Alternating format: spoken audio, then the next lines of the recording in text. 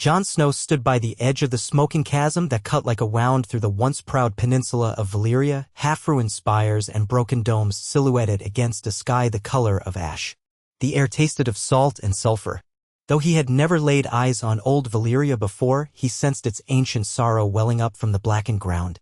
The wind that tore across the broken plains carried the echo of distant, half-forgotten screams and the hiss of something vast and unquiet just beyond the horizon. Yet amid the desolation he felt a resonance in his blood. Targaryen blood, no matter how distant, awoke to the call of Valyria. And somewhere, far above, Drogon soared on wings that seemed molded from living obsidian, his roar carving through the silence. Jon had wondered many times why Drogon had let him climb onto his back. Ever since that fateful day in the ruined throne room of the Red Keep, he had half expected the great beast to incinerate him in a fit of vengeance. After all, Jon was the one who had taken Daenerys' life, ending her dream of breaking the wheel. But Drogon had not done so. In the depth of those fierce, crimson eyes, Jon had sensed a sorrow akin to his own. Drogon had clutched Daenerys' lifeless form, wailed his grief into the devastated hall, then plucked her body away and soared into the eastern skies. Jon watched until the beast was a speck against the horizon, believing he would never see him again. Yet weeks later, Drogon had returned. He had arrived at the edge of the wall while Jon, banished to the Night's Watch once more, had been tending to supplies with his brothers. The black shape had circled overhead, shrieking in a voice that made the old stones tremble, sending the men of the watch scrambling. Jon had rushed out into the courtyard, heart pounding in fear and a strange, tremulous hope. Drogon descended, stirring the winter air into a frenzy of snow and ice. Slowly, cautiously, Jon had approached, feeling the searing heat emanating from the dragon's dark scales. The scent of burning coal and old blood clung to Drogon. The dragon's eyes, flecked with a pain so vast it might have swallowed the world, studied him. Jon reached out, a silent apology and acceptance of judgment. In that moment, Drogon lowered his head. His breath huffed out in a low, rumbling exhalation that melted snow into steaming water around them. Jon mounted him, uncertain if this was to be a flight to the ends of the world or the last decision he would ever make. But Drogon leaped skyward, carrying Jon away from the wall, away from the icy gloom. They cut a path across the north, soared over the winter-bleached plains, past the ruins of Winterfell, across the narrow sea, and further east than Jon had ever traveled. At times, Jon dozed fitfully on the dragon's back, clinging to ridges of scales that glowed faintly with inner heat. In the distance, the sea glimmered dull gray and the sky flung storms at them. Rain battered Jon, winds tried to tear him from Drogon's back, but the dragon pressed on. An unspoken imperative guided Drogon's flight. Jon felt that somewhere in the black labyrinth of the dragon's mind, a final duty must be carried out. He had never truly believed the tales of Valyria's haunted ruins. Men whispered of demon-haunted storms that clawed ships from the seas, shadows that spoke with voices of the long dead, and a sickness that could melt flesh like wax. They said the land was cursed since the doom, that it swallowed entire expeditions and left no survivors save madmen babbling of nightmares. Yet here he was, trudging through black, glassy rubble and ancient cities' bones, with the last living dragon of House Targaryen circling overhead. Valyria rose around him like the skeleton of a beast too large to comprehend, its scale humbling any mortal attempt at pride. He couldn't fathom why Drogon had brought him to this place, only that something beckoned the dragon on. Jon's shoulders ached from days of gripping harness straps as Drogon soared across Essos. His eyes stung with sweat and grime. His beard, long, unkempt since his time at the wall, clung to his face like a patch of crow-black thorns. More than once he had questioned his sanity in following Drogon. But there had never really been a choice. Whenever Drogon touched ground, giving Jon a merciful reprieve, he would only rest long enough for Jon to gulp water or gnaw on hard bread. Jon realized he was as much a captive of this journey as he was a companion. He remembered the day he had executed Daenerys Targaryen, the queen he had loved and feared, the queen who had turned her dragons on a city. He remembered the heartbreak, the inevitable choice, the terrifying sense of inevitability when his dagger slid into her heart. It was not a memory he could outrun or wanted to. He had accepted it as the price of saving thousands of lives. That acceptance did nothing to quell the guilt. Every time Drogon's molten eyes lingered on Jon, he felt a knot tighten in his chest. Yet Drogon neither killed him nor cast him off. Their uneasy truce was forged by grief and duty. On some unspoken level, Jon understood that Drogon carried Daenerys' body all the way to Old Valyria. And when he arrived, the dragon performed some ancient funeral rite in a hidden corner of the city. Jon only caught glimpses of it, A brief flash of pale limbs, long silver hair spread out across cold obsidian, and Drogon's anguished roars reverberating among the broken pillars. Jon gave Drogon his space, staying a respectful distance as the dragon lit an inferno that rose higher than any pyre in Westeros. Perhaps it was Targaryen custom, more ancient than any living memory. Or perhaps Drogon simply did what his heart commanded. When the flames died, he had roared once more, a sound that seemed to shred the veil between worlds, and then collapsed, panting with exhaustion. In the time that followed, Drogon remained in a near catatonic state. He scarcely moved. Days passed in a haze of old regrets. Jon scoured the city for water, for anything edible. He found only brackish pools and half-rotted remnants of huts from recent explorers who had not survived. The city felt like a labyrinth of melted stone and twisted towers, a half-formed nightmare. Once he discovered a stable courtyard with monstrous sculptures of dragons frozen in mid-roar. Another time he stumbled upon a library of sorts, a collapsed building with shelves fused into lumps. Cracked scrolls, black as charcoal, disintegrated in his fingers. The only constant was the suffocating weight of history pressing in on him. Valyria was not a place meant for the living. And yet Drogon was not the only living thing here. It began with glimpses at the edge of Jon's vision, a flicker of white cloth disappearing behind a broken wall, a shape darting across a walkway overhead, the echo of footsteps that were certainly not his. At first, Jon wondered if he was hallucinating from exhaustion and thirst. But he was too practiced at survival to dismiss the possibility of danger. He kept Longclaw, his Valyrian steel sword, drawn whenever he ventured away from Drogon. The wind carried faint murmurs, half-sung in a language that sounded like High Valyrian but with a twist of something older, deeper. Curiosity tangled with caution in Jon's mind. This was no ghost. Something or someone was watching him. At last, on the day Jon found a small well with clear water, he saw her. Tall, willowy as a pale birch with hair the color of starlight. She stood atop a crumbled stairway leading to a roofless temple. Her attire was simple, a flowing robe tied at the waist, its color lost in the drifting ash, so it seemed to blend with the surroundings. Jon froze, water dripping from his cupped hands. She stared down at him with a posture reminiscent of some forgotten queen, regal, aloof, yet poised to disappear in an instant if threatened. He felt Drogon's presence behind him, quiet yet coiled for action. "Who are you?" Jon called, voice echoing in the courtyard. The woman did not answer. Wind stirred the ash, carrying with it the stinging taste of brimstone. Slowly, she lifted her hand and pointed toward Drogon. Jon stepped between her line of sight and the dragon, protective instincts flaring. "He won't harm you. Not unless you give him reason." It was a lie, of course, because Jon wasn't entirely sure Drogon could be restrained if he chose violence. She tilted her head as if puzzled. Then she spoke in what Jon recognized as High Valyrian, though the dialect was peculiar. "Why do you travel with a black WIRM?" The words were musical, shaped with a graceful accent that Jon had never heard before. Jon's knowledge of High Valyrian was limited to the lessons Daenerys had once given him. Yet he had enough to piece together an answer. "He is mine, or I am his," he said. "We came from Westeros to bury someone important."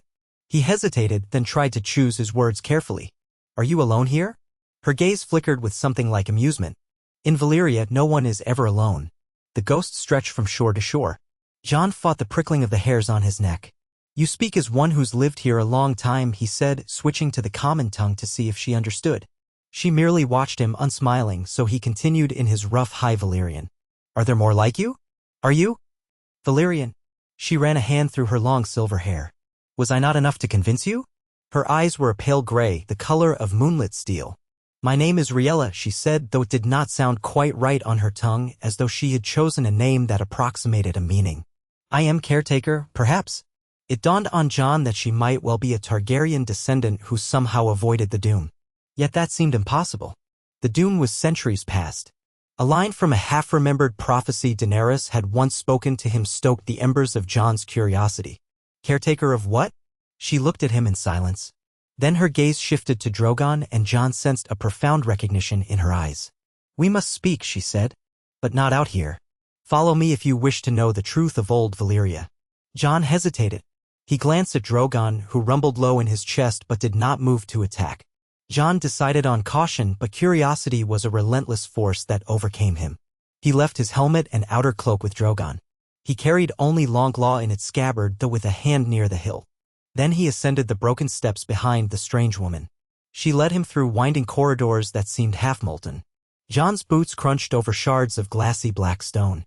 He caught glimpses of ancient carvings in the walls, dragons, once proud, now twisted into grotesque shapes by the cataclysm that had swept over this land.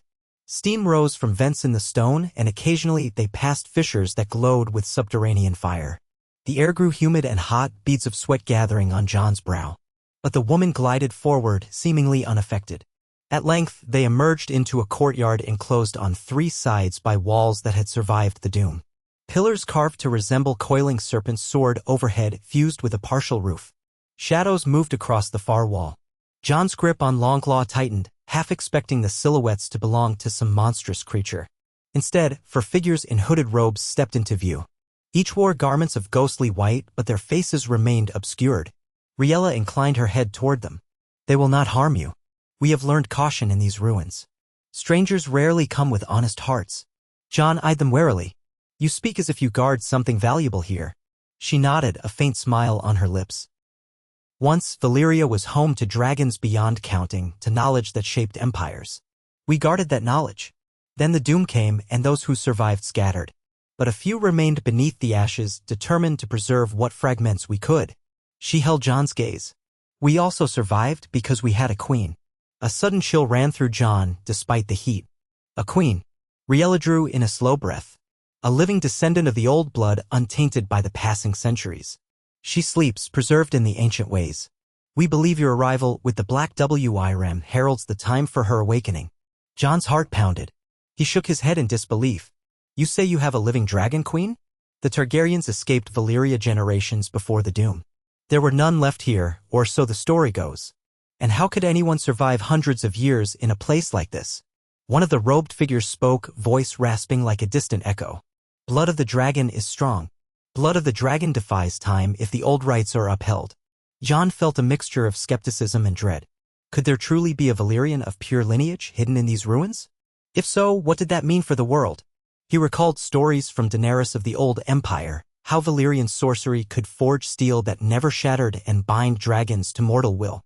He recalled the terrifying might of just 3 dragons unleashed on King's Landing. What if an entire empire's knowledge was awakened again? Another robed figure stepped forward and gestured for Jon to follow. Riella gave him a gentle push, her expression urging trust. Jon swallowed. He was already in deeper than he had ever intended. What would waiting gain him, aside from more fear? So he followed them again, deeper into a hall where walls were etched with swirling patterns reminiscent of waves and flames. The floor was black marble that reflected flickers of torchlight from braziers mounted on twisted iron stands. They led him to an archway sealed by a door that looked as if it had been carved from a single slab of obsidian. Strange runes shimmered across its surface like living embers. Riella raised her hand, pale light glowed in her palm. The runes flared in response. With a heavy groan, the door swung inward, revealing a chamber beyond. Heat rushed out in a blast, nearly staggering Jon. Inside, the chamber was lit by the molten glow of lava pools that bubbled along the perimeter. Pillars rose, reminiscent of dragon's claws, meeting in a vaulted ceiling overhead. At the center of the room lay a raised dais of black stone, ringed by glyphs that pulsed with red light. Resting upon it, as if laid out in state, was a figure draped in layers of filmy cloth that shimmered in the heat. Long silver-gold hair cascaded across the stone. Jon's breath caught in his throat. He had seen hair like that before, Daenerys' hair. But this was not Daenerys. The woman's face was youthful, her features delicate, aristocratic. Her eyelids were shut, as if in deep slumber, and her lips, almost too perfect, parted slightly. A faint flush of color on her cheeks suggested she was not dead. Jon stared, disbelieving. The robed figures gathered around the dais, whispering incantations in Valyrian that he could not fully decipher. Something about blood, about the forging of a bond, about the renewal of an age. Riella turned to Jon, placing a hand lightly on his shoulder. "They are preparing for her awakening. She has slept through centuries, kept alive by the old magic, the same power that once tamed dragons and built Valyria's wonders." Jon's voice emerged hoarsely. "Who is she?" "She was called Villia Targorgen in the old tongue. In your parlance, it might be Targaryen. There were many branches of that name. She was betrothed to a dragon lord who perished in the doom. She is the last of her line, a princess of old Valyria. Once, it was prophesied she would rule a united empire of dragons. But the doom came, and those loyal to her acted to preserve her life, hoping she could rebuild what was lost. We, their descendants, have kept watch. Jon's thoughts whirled. This was impossible. Yet here he stood, in a molten chamber guarded by living people, looking at a slumbering woman who appeared as young as any maiden, though she might be older than the 7 kingdoms combined. He glanced at the dais, noticing the runes that looked far older than anything he had seen in Westeros. The glowing glyphs reminded him of the warding spells the children of the forest once used. But these were Valyrian, potent in a different manner. He recalled how, in the Red Keep, Daenerys had claimed her destiny was to sit the Iron Throne, by right of birth and conquest. She had believed the Targaryens to be the rightful rulers of Westeros. But what if there was someone with an even older claim? A woman from the heart of Valyria itself? Jon's heart thudded. The weight of that possibility felt immense. Riella touched his wrist, guiding his attention to Drogon's distant roar echoing above the chamber. The dragon had not followed them in.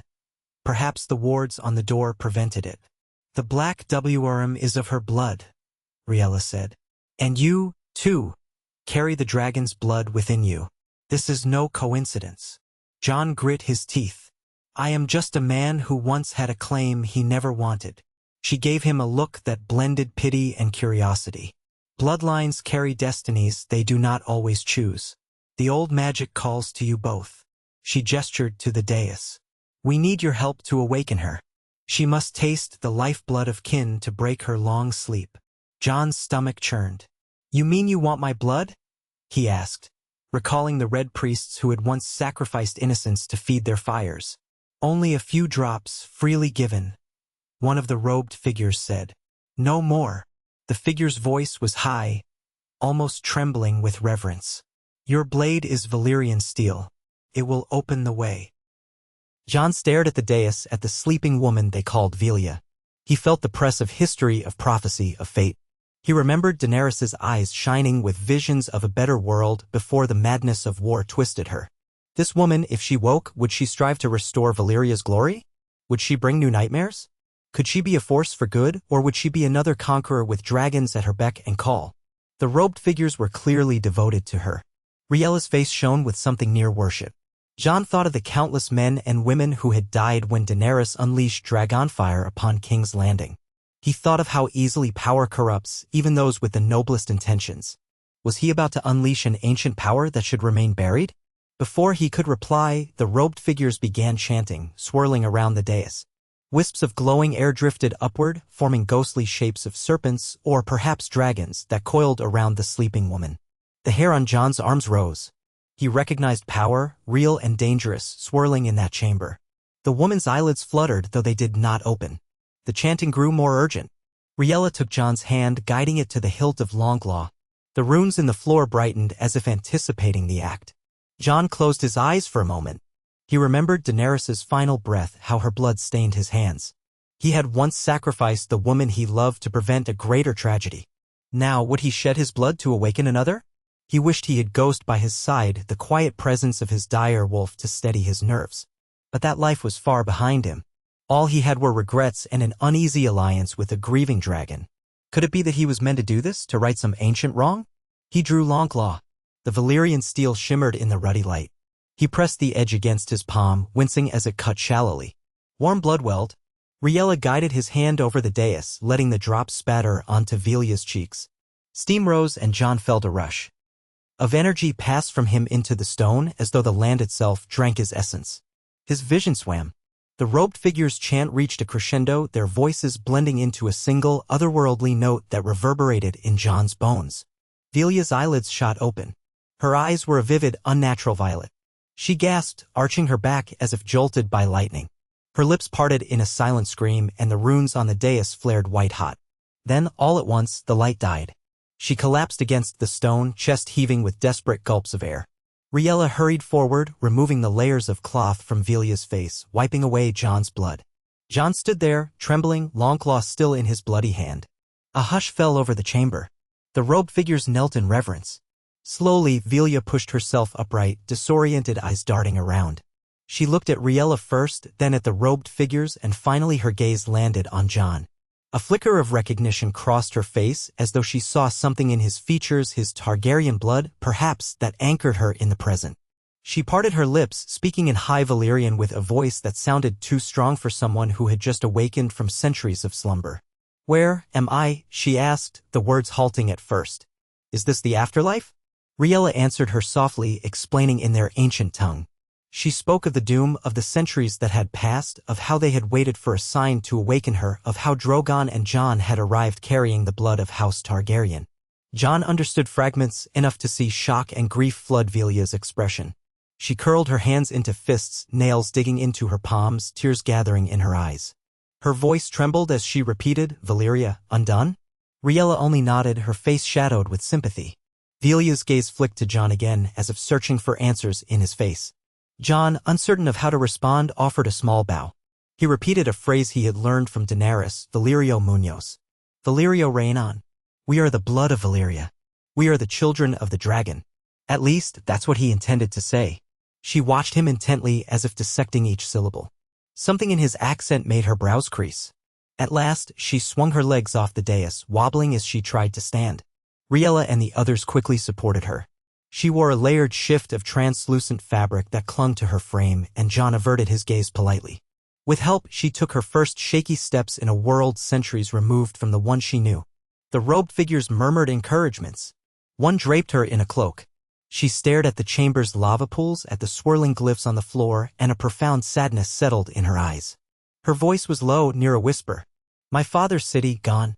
My betrothed, gone. All I knew, ash and ruin." Jon felt an unexpected stab of empathy. He understood that sense of dislocation. Waking to a world changed beyond recognition. He had felt it after returning from the dead, a truth he shared with few people. He realized he was perhaps the only person in that chamber, aside from Drogon, who had tasted death and life at once. Quietly, he sheathed Longclaw and stepped forward. He offered his uninjured hand to her. She looked at him, curiosity warring with sorrow, then slowly placed her hand in his. Their fingers brushed lightly, and Jon felt a faint warmth, as though some lingering magic pulsed in her veins. They guided her out of the chamber, across the corridors, until they came to the courtyard where Drogon still waited, massive head lowered. The instant they stepped into the open, Drogon stirred, lifting his great horned skull and fixating on Villia with predatory intensity. A hush followed. The robed figures retreated behind columns, fearful of the dragon's potential wrath. Jon feared that Drogon might sense the presence of another Targaryen and react unpredictably. But to his surprise, Drogon emitted a low rumble, not quite a threat, more like a questioning call. Villia's eyes fixed on the dragon. She released Jon's hand and took a trembling step forward. She spoke a single word, "Dracarys." It was a question more than a command. Drogon tilted his head, exhaling a plume of smoke. Villia's expression shifted from fear to awe. She continued in Valyrian, addressing Drogon. Her voice was soft but insistent, as if invoking ancient kinship. Jon remained still, heart pounding. Would Drogon accept her? He recalled how Daenerys had once commanded him by speaking that same word, Dracarys, turning it from a burning command into a deadly weapon. Now, Villia used it like a question, an inquiry to her draconic heritage. Drogon let out a deep, rumbling response, took one step closer, then lowered his head. For a moment, Jon thought the dragon might devour her. Instead, Drogon's snout came to rest inches from Villia. She reached out with shaking hands, touching the scaled muzzle, letting her fingers brush the ridges and scars. Tears traced silver lines down her cheeks. She spoke softly, her words choked by emotion. "My kin!" After all these years, the robed figures exchanged glances of rapt wonder. Some bowed, whispering, "She is the Dragon Queen reborn." Riella watched with bright, tear-filled eyes. Jon exhaled a breath he hadn't realized he'd been holding. Somehow, in the swirling chaos of old Valyria, a moment of fragile peace had blossomed between centuries-separated kindred. Days passed. They gave Villia time to adjust, to learn the fate of the world beyond. She emerged from the half-collapsed temple each morning, wandering the blackened ruins. She let the robed caretakers show her scraps of knowledge preserved in hidden vaults. She asked Jon endless questions about Westeros, about the Targaryen kings who had come and gone. Jon answered as best he could, though it pained him to recount the fall of the Targaryen dynasty, the rise of Robert Baratheon, the wars that had followed. He told her of Daenerys and how she had been the last Targaryen to claim the Iron Throne, though her claim ended in tragedy and fire. Villia listened, her expression growing more troubled with each revelation. "So much blood, so many broken oaths," she murmured. "The Targaryen name once stood for more than conquest. We were custodians of knowledge and keepers of dragons, or so we believed." Jon hesitated. Daenerys believed she was restoring the world. She freed many slaves, broke many chains. But war changes people. Villia stood in one of the ruined courtyards where a half-buried mosaic displayed a stylized dragon crest. Her bare feet disturbed the ash as she gazed at the mosaic with distant eyes. "Perhaps I was meant to restore Valyria, not conquer new lands. But the doom took everything. Now what remains? Ragged watchers in the ruins, a single dragon left. My father boasted that dragons would never die as long as a single scion of Valyria drew breath. Perhaps he was right, but is that enough?" Jon recalled the caretaker who had first told him Villia was prophesied to rule a united empire of dragons.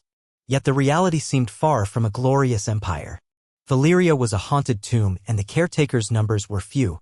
Even Drogon, as fierce as he was, could not single-handedly rebuild an entire civilization. He carefully placed a hand on Villia's shoulder. "I cannot say what your destiny is, but I know that burdens of prophecy can crush a person." She met his gaze. "You speak from experience. Riella says you are Aegon Targaryen by blood." He flinched, hearing the name he had renounced. "I am Jon Snow," he said firmly. "That is the only name I claim. My father was Rhaegar Targaryen, true, but I never wanted a throne or the legacy it brought." She nodded, searching his eyes. "And yet you carry yourself with honor, a kind of reluctant strength. You killed the last dragon queen?" Jon felt a surge of pain. "Yes. Daenerys was my she. I loved her, but she committed terrible acts in pursuit of her vision. I had no choice." Something in Villia's gaze softened. She placed a cool hand on his cheek, her touch unexpectedly gentle. "I am sorry for your loss. And for hers. We of the dragon blood carry the seeds of greatness and destruction in equal measure." She dropped her hand, turning back to the mosaic. "I do not know if I can be the queen my people hoped for, not now. Too much is gone. The world has moved on without Valyria." Riella approached them, bowing low. "My queen," she said, using the title with gentle insistence, "there is something you should see. We have kept it hidden until now, awaiting your guidance." Villia frowned, uncertain, then nodded. Riella led them through twisting corridors and narrow staircases, deeper into the labyrinth. The robed caretakers followed in silence, torches guttering in the stale air. They arrived at a massive chamber sealed by another obsidian door, even larger than the one in the awakening room. The runes here were dormant, cold as stone. Riella produced a small blade with a dragon-shaped hilt. She cut her palm, pressed it against a mark in the door. Nothing happened. She gestured for Jon to do the same. Reluctantly, he repeated the act, letting a trickle of his blood smear the symbol. It flickered once, then faded. "It needs the queen," Riella said with reverence, offering Villia the blade. The newly awakened woman hesitated, then cut a shallow line in her palm. She pressed it against the rune, and at once the carvings came alive with crimson luminescence. A deep tremor shook the stones beneath their feet. Jon heard gears or mechanisms grinding behind the door, though how such devices endured centuries was a mystery. With a thunderous groan, the slab parted, revealing a hidden sanctum. Torches were lit and raised. Inside, they discovered what looked like an armory of unparalleled grandeur. Suits of armor shaped like dragons, forged of Valyrian steel, stood in silent ranks. Racks held swords, spears, and whips with tips made of black metal. But the centerpiece was a colossal map table of Essos and Westeros, carved from obsidian and inlaid with shimmering gemstones to mark key cities. The detail was so exquisite that one could see the ridges of the mountains and the winding paths of rivers. Jon recognized King's Landing, Volantis, Braavos, Astapor, all rendered in stone, centuries out of date but still hauntingly accurate in geography. Beyond the armory they found rows of eggs, dragon eggs, Or so they appeared, each about the size of a human head, colors swirling in patterns of emerald, onyx, ruby, and sapphire. Some were cracked and blackened, likely petrified or damaged by the doom. Others glowed faintly, as if containing embers of life waiting to be stirred. Jon recalled how Daenerys's dragon eggs had hatched under miraculous conditions. Could these still harbor living dragons after so long? Villia's breath caught in her throat. She reached out, fingertips hovering over one milky white shell shot with silver veins. Her voice shook. They told me the eggs were lost, destroyed in the cataclysm. How could... This is more than I dreamed. Riella bowed. Our ancestors preserved them. We have prayed for centuries that one day, a scion of the old blood would come to awaken them. We tried, but the magic would not heed us. Only a true heir could break their slumber. Jon stared at the eggs with a mixture of awe and dread. More dragons, if they hatched, they could reshape the world as Daenerys once tried to. He remembered how 3 dragons changed the balance of power. 20 or 30 would do more than that. They would shift the very foundation of nations. Could any mortal guide such a force without losing themselves to ambition or madness? Villia looked overwhelmed, her eyes shining with tears. She turned to Jon, her voice trembling. What am I to do with this burden? I never asked to be a queen in a future I don't recognize. Jon recalled how Daenerys had once said something similar, yet she had embraced her destiny wholeheartedly. He reached out, taking Villia's hand gently. Perhaps the question is not what others expect you to do, but what you believe is right. You could remain hidden here, protect these eggs from the world, let them sleep forever. Or you could try to hatch them and restore dragons to the skies. But know that such power comes with a heavy cost. The world has changed. Many fear dragons, many would seek to destroy them, or bend them to their will. She squeezed his hand, searching his eyes. And what would you have me do, Jon Snow? He exhaled slowly, weighing his words. I cannot make that choice for you. I've seen what dragons can do in war. I've also seen how they can inspire hope and wonder. If there were a way to guide them gently, to ensure they do not become engines of destruction. He thought of how Daenerys once tried to break the chains of slaves. Dragons can free or enslave, depending on who wields their might. Riella cleared her throat respectfully, though her eyes shone with zeal. The caretakers believe that the restoration of Valyria is our sacred duty. The dragons are part of that. We only ask that you lead us, my queen. Villia closed her eyes for a long moment, her lips moving in silent prayer or recollection. When she opened them, a steely resolve gleamed. Then I must try. If these eggs can be awakened, let them be guided by a gentle hand. Let us find a new path not built on conquest or slavery, but something better. That was always the dream of Valyria at its brightest. Knowledge, prosperity, wonders shared across the world. If I can restore even a fraction of that, I must. Jon nodded, though dread still coiled in his belly. He thought of the 7 kingdoms. A new Valyrian queen with a host of dragons might be seen as a threat. Alliances might crumble, wars might reignite. But he also remembered the Targaryen hope for a better world. Daenerys had fallen to the worst aspects of that dream. Perhaps Villia could succeed where she failed, if guided by wisdom and compassion. I'll help you, he said quietly, as best I can. Her violet eyes met his, gratitude flickering. Thank you. Together, they oversaw preparations. The robed caretakers chanted prayers to the old Valyrian gods, forging braziers and pyres in a grand courtyard, where the ground was stable enough to withstand intense heat. The eggs were gathered with utmost care, placed in an intricate arrangement that resembled a spiral of flames. Villia insisted that not all eggs be used. Some remained in cold storage, a safeguard should the first attempt fail. She consulted old scrolls and half-burned tomes deciphering arcane instructions on how to coax dragon eggs to hatch outside the natural cycle. The original knowledge was scattered or lost, but echoes survived. Daenerys had unknowingly replicated parts of it with Drogo's funeral pyre in the Red Waste. Now they sought to refine that method, combining heat, blood, and the will of a true dragon-blooded queen. Drogon circled overhead, drawn to the thrumming energy gathering in the courtyard. Jon stood at Villia's side, tension coursing through him. He could feel something build in the air, a crescendo of old magic. Riella and the other caretakers formed a circle around the eggs, chanting in layered harmonies. Villia raised her hands, her silver-gold hair catching the moonlight, face illuminated by the flickering torches. In High Valyrian, she called upon the ancient powers of her lineage.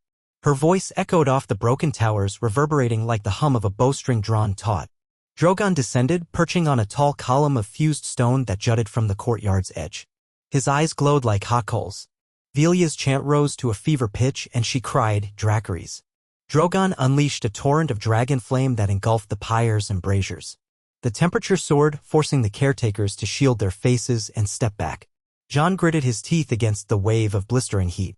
But Villia stood firm, arms wide, letting the flames wash around her and the eggs. She wore only a thin dress that fluttered like living smoke. Her skin glistened with sweat, yet she did not flinch. Jon remembered stories of how Daenerys had emerged from Drogo's pyre unburned. Was this the same phenomenon? He watched, heart pounding, as the eggs glowed, their shells taking on a molten hue. The robed caretakers scattered, uncertain whether the flames would devour everything. Still Drogon breathed fire, as if the reserves of flame within him were endless. The courtyard filled with roaring light, a dance of red, gold, and orange. Sparks shot skyward, swirling among columns of black smoke. Jon could barely see Villia now, only the pale outline of her figure in the inferno. He cursed under his breath, preparing to rush forward if she collapsed. But something stopped him, a primal sense that this moment was beyond mortal intervention. This was the domain of the Dragon Queen. Just when it seemed the flames would never abate, Drogon faltered, his roar sputtering into embers. He withdrew, flapping heavily to perch again. The courtyard was a blistering furnace, the ground scorched black. Within the flames, Villia's voice rang out in triumphant declaration. One by one, cracks appeared in the eggs. They split with small explosions, and the wailing cries of newly hatched dragons filled the air. Tiny silhouettes with leathery wings and sharp talons emerged, mewling in the inferno. Jon watched transfixed. He counted at least 4 hatchlings, perhaps 5, all crawling over the blazing coals as if they were as cool as fresh snow. Their scales were iridescent, shifting between hues of midnight blue, dark red, and shimmering silver. Villia knelt among them, eyes shining with tears. She extended a trembling hand to a hatchling that snapped at the air, confused and vulnerable. She spoke soothing words in the old tongue, coaxing it to accept her presence. Slowly, it licked her palm with a forked tongue. She laughed, a bright, clear sound that cut through the roar of flames.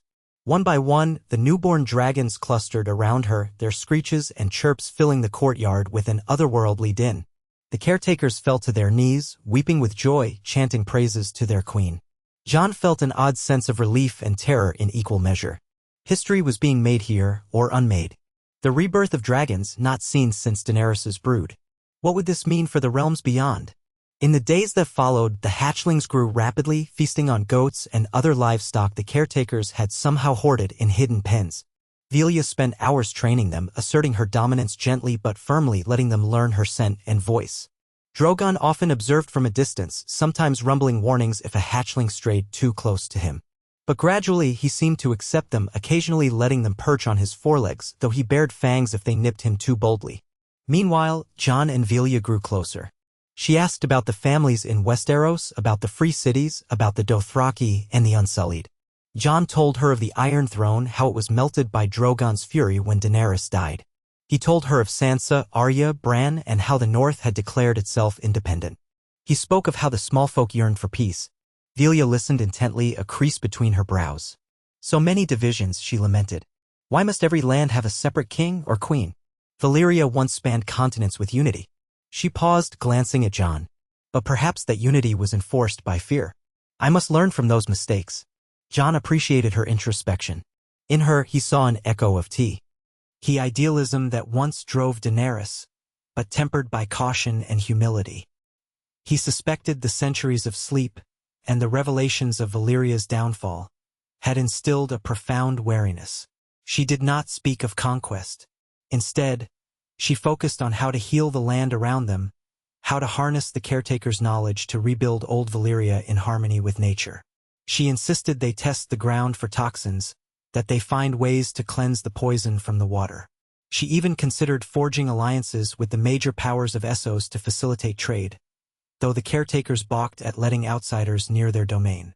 Riella often fretted, fearing an influx of foreign influence. "They will come to steal our secrets," she warned. "They'll bring mercenaries, and the city will drown in blood again." But Villia gently insisted that no new era could begin in isolation. "Fear begets fear," she said. "We must be cautious, yes, but not paralyzed.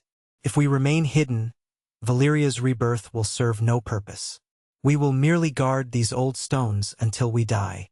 Jon found himself drawn into her sphere, advising her on the temperaments of various rulers, the potential alliances or rivalries. He told her of the new power in King's Landing, the cracks left by the war, how many lords might see a Valyrian queen as a threat. She listened, nodding, never dismissing his concerns. She would ask, "And what do you believe, Jon Snow? Am I a threat?" He would often take a moment before replying. "If you choose to be, yes. If you choose not to be, then you might be the greatest hope for forging something better." He found himself marveling at his own words. Could he truly believe in a queen again, after all he had seen? And in quiet moments they shared something deeper. They were both outsiders in a sense. Villia was displaced in time, and Jon was displaced by circumstance. Sometimes they would stroll through the charred remains of a library, imagining how Valyria had looked in its golden age. Other times, they'd take a small boat along a canal that still held water, gliding past collapsed domes and tumbled statues, listening to the lonely echoes. They spoke of simpler things, childhood memories, or dreams that haunted their sleep. Jon told her of growing up in Winterfell, the unrelenting winter cold, the dire wolves that roamed the wolfswood. She shared half-remembered glimpses of a betrothal ceremony in Valyria's grandest temple, a feast with sweet wines and dancing shadows. She laughed, recalling how she'd once snuck a hatchling into her bedchamber, only to have her father scold her when the little drake ignited a tapestry. In these moments, Jon sensed a fragile connection, a chance at something he'd long believed lost. Yet he also felt guilt biting at him. He had loved Daenerys, though it ended in blood. Was it betrayal to feel his heart stirring for another scion of Valyria? He confided in Villia about his guilt one moonlit evening. She listened quietly, then placed her hand over his. "To cherish a new bond is not to erase the old one," she said softly. "We carry our lost loves with us always, but we must allow ourselves to live." Her words, gentle and warm, soothed a corner of his soul he'd thought permanently scarred. But trouble loomed beyond the horizon. Merchant ships that skirted the smoking sea began spreading rumors of a dragon sighting in Old Valyria. Reports filtered through Essos of black wings beating over charred spires. Adventurers, mercenaries, and spies braved the haunted waters.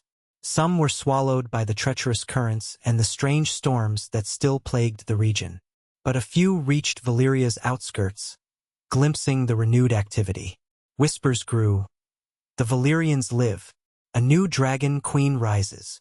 The caretakers spotted small camps of armed men along the coast, and once, a boat with Pentoshi traders tried to land.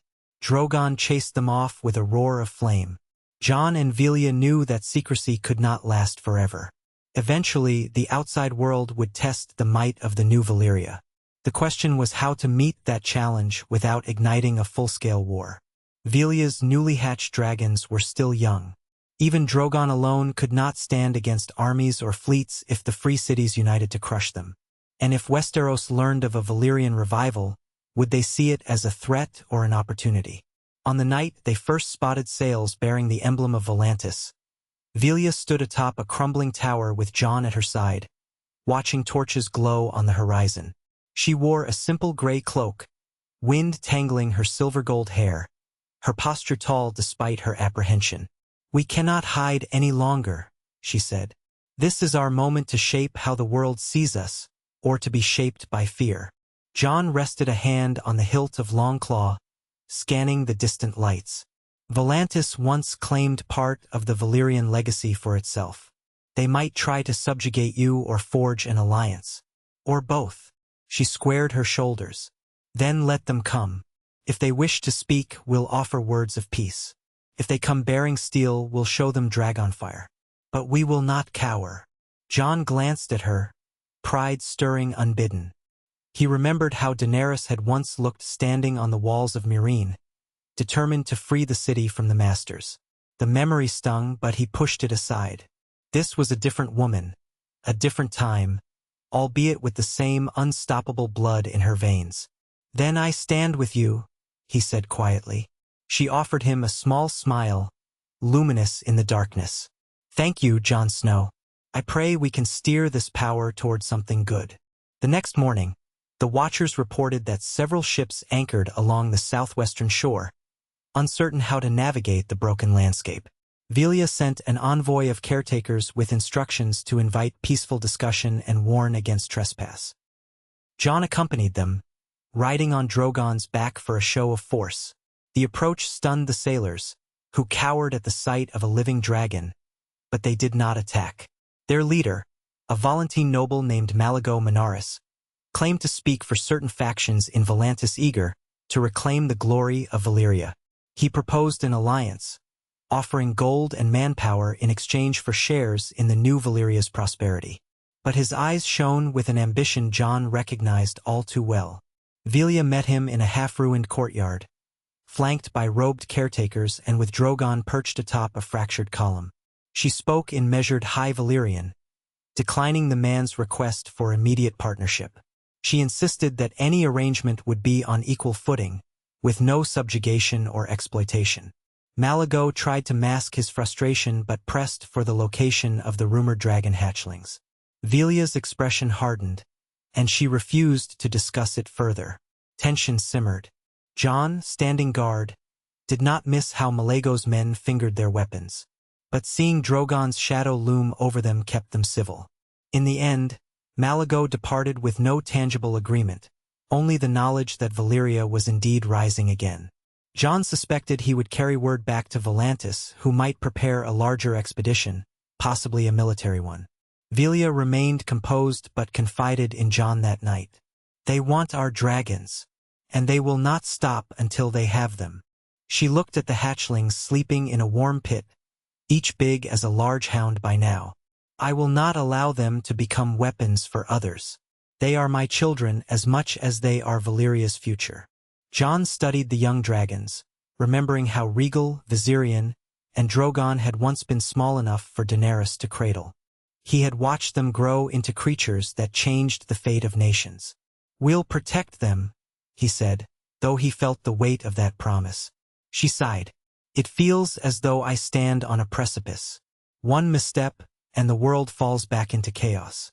How did Daenerys bear it? Jon's throat tightened. She believed in her destiny. Too fiercely, perhaps, but she carried an unshakable conviction that she was right.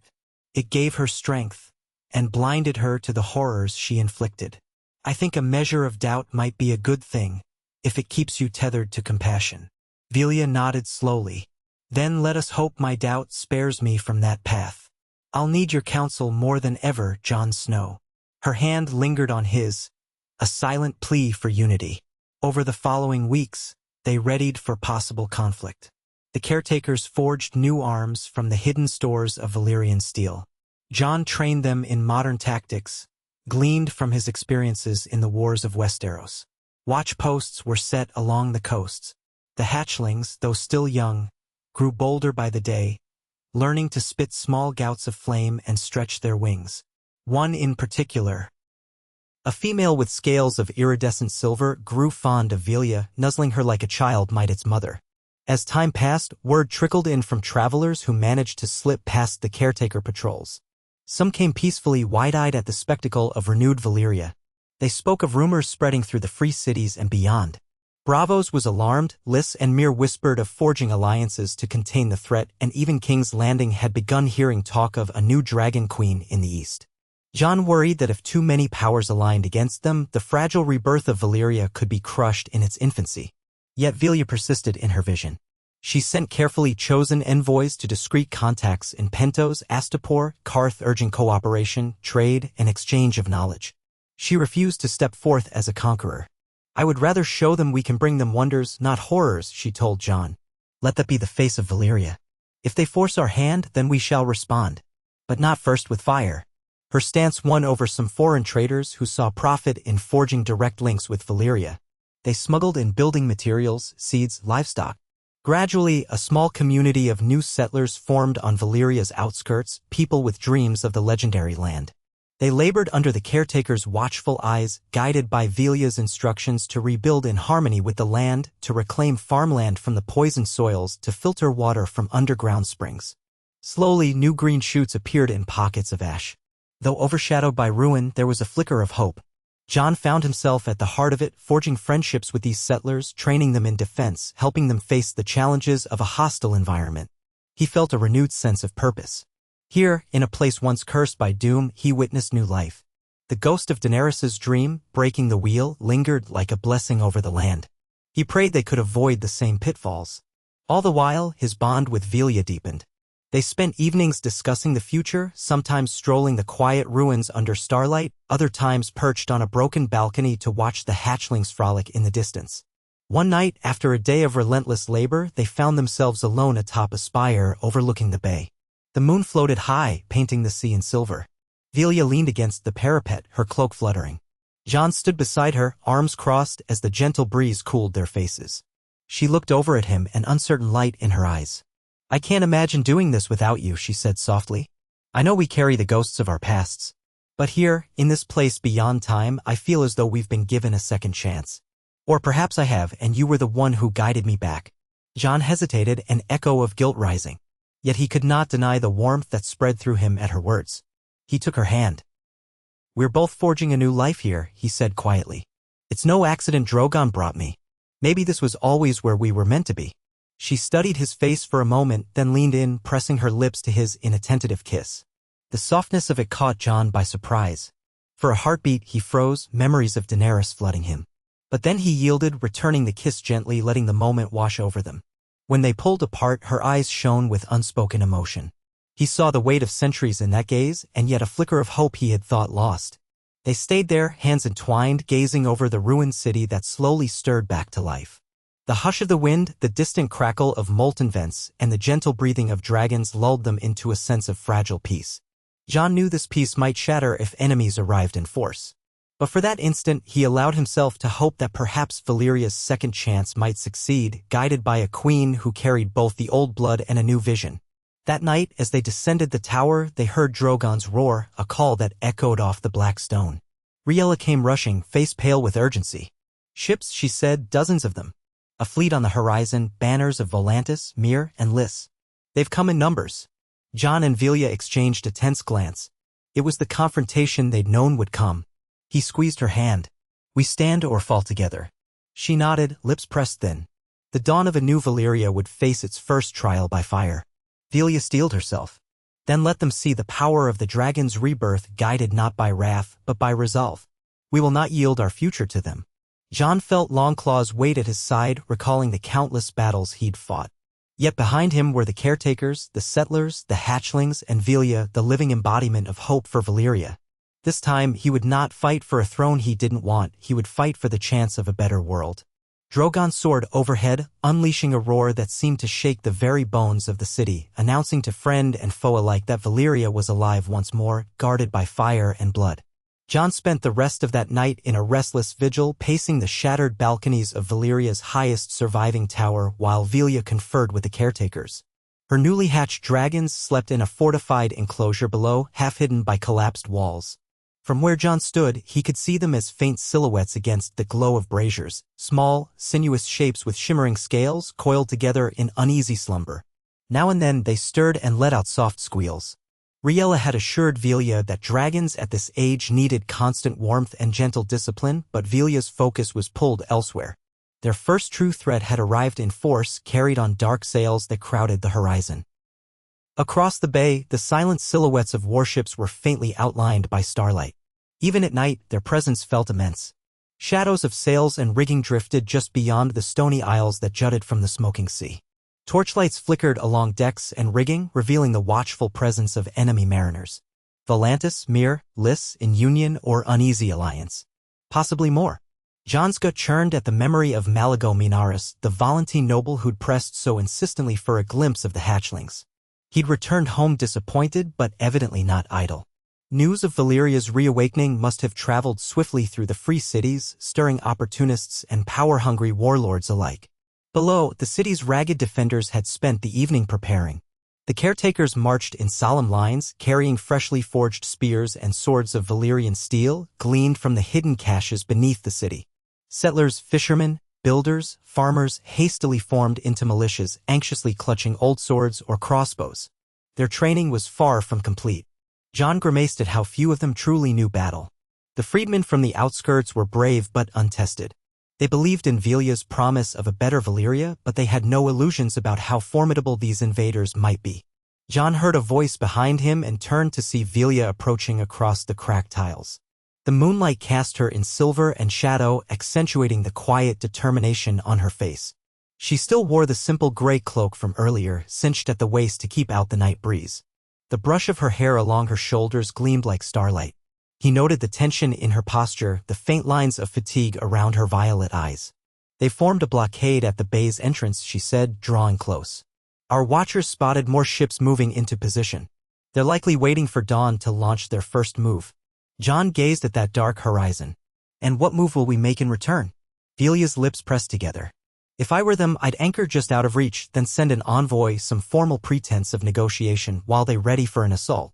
Malago will demand I yield control of the dragons, or at least share them. Her eyes flicked up to Drogon, who was perched on a skeletal tower above.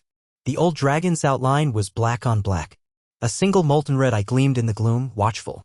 We both know that can't happen. Jon touched her shoulder lightly. We can't give them these hatchlings.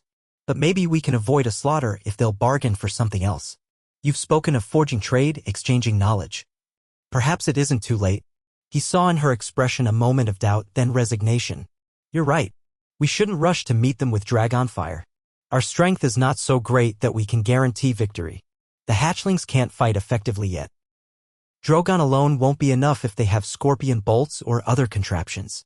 If a dozen warships focus their fire on him, he could be brought down. She exhaled softly, the sound heavy with worry. I'll send word at dawn, inviting them to parley. But I fear what happens if they refuse. Jon nodded, recalling how Daenerys had hovered over King's Landing, certain her dragons made her invincible, only to find that cunning defenses could break even a queen's illusions. We'll be ready, he said, trying to instill some confidence. We can prepare defensive positions around the city perimeter. Even if they land, the ruins are labyrinthine, it won't be an easy conquest. And if they come in smaller landing parties, Drogon can pick them off. She leaned against him, letting her forehead rest briefly on his shoulder. He could feel the tension in her body, her breath shallow. When she spoke, her voice wavered. I never wanted this. I wanted Valyria to rise in peace, to share what wonders we could salvage. But I suppose building anything good in this world means defending it. Forgive me if I seem afraid, Jon. I woke to a land so changed, and now I'm expected to protect it from armies. He turned, wrapping an arm around her. Her warmth against him felt fragile, yet he sensed the steel beneath her worry. Fear only means you understand the stakes. Courage is doing what you must in spite of it.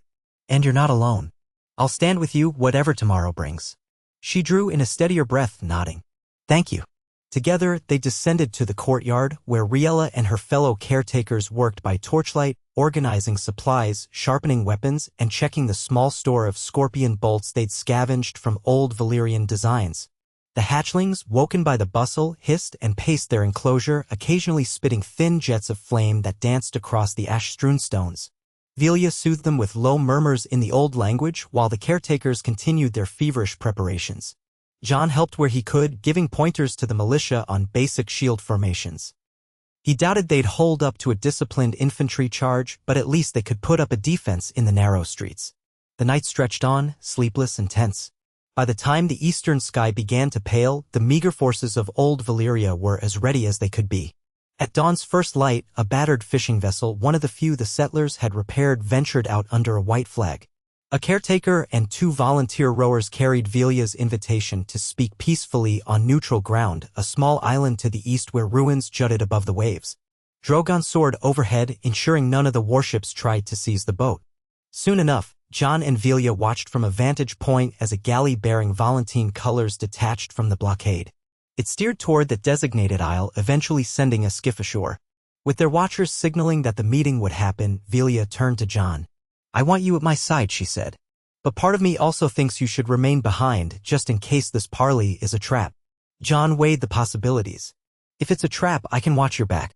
If it's a genuine negotiation, my presence might reassure them you're not alone. He studied her face. But it's your decision. She looked over his shoulder at Drogon, who was spiraling higher in the sky. Drogon can provide overwatch from above. The hatchlings are too young to leave behind without supervision, but Riella can handle them for a time.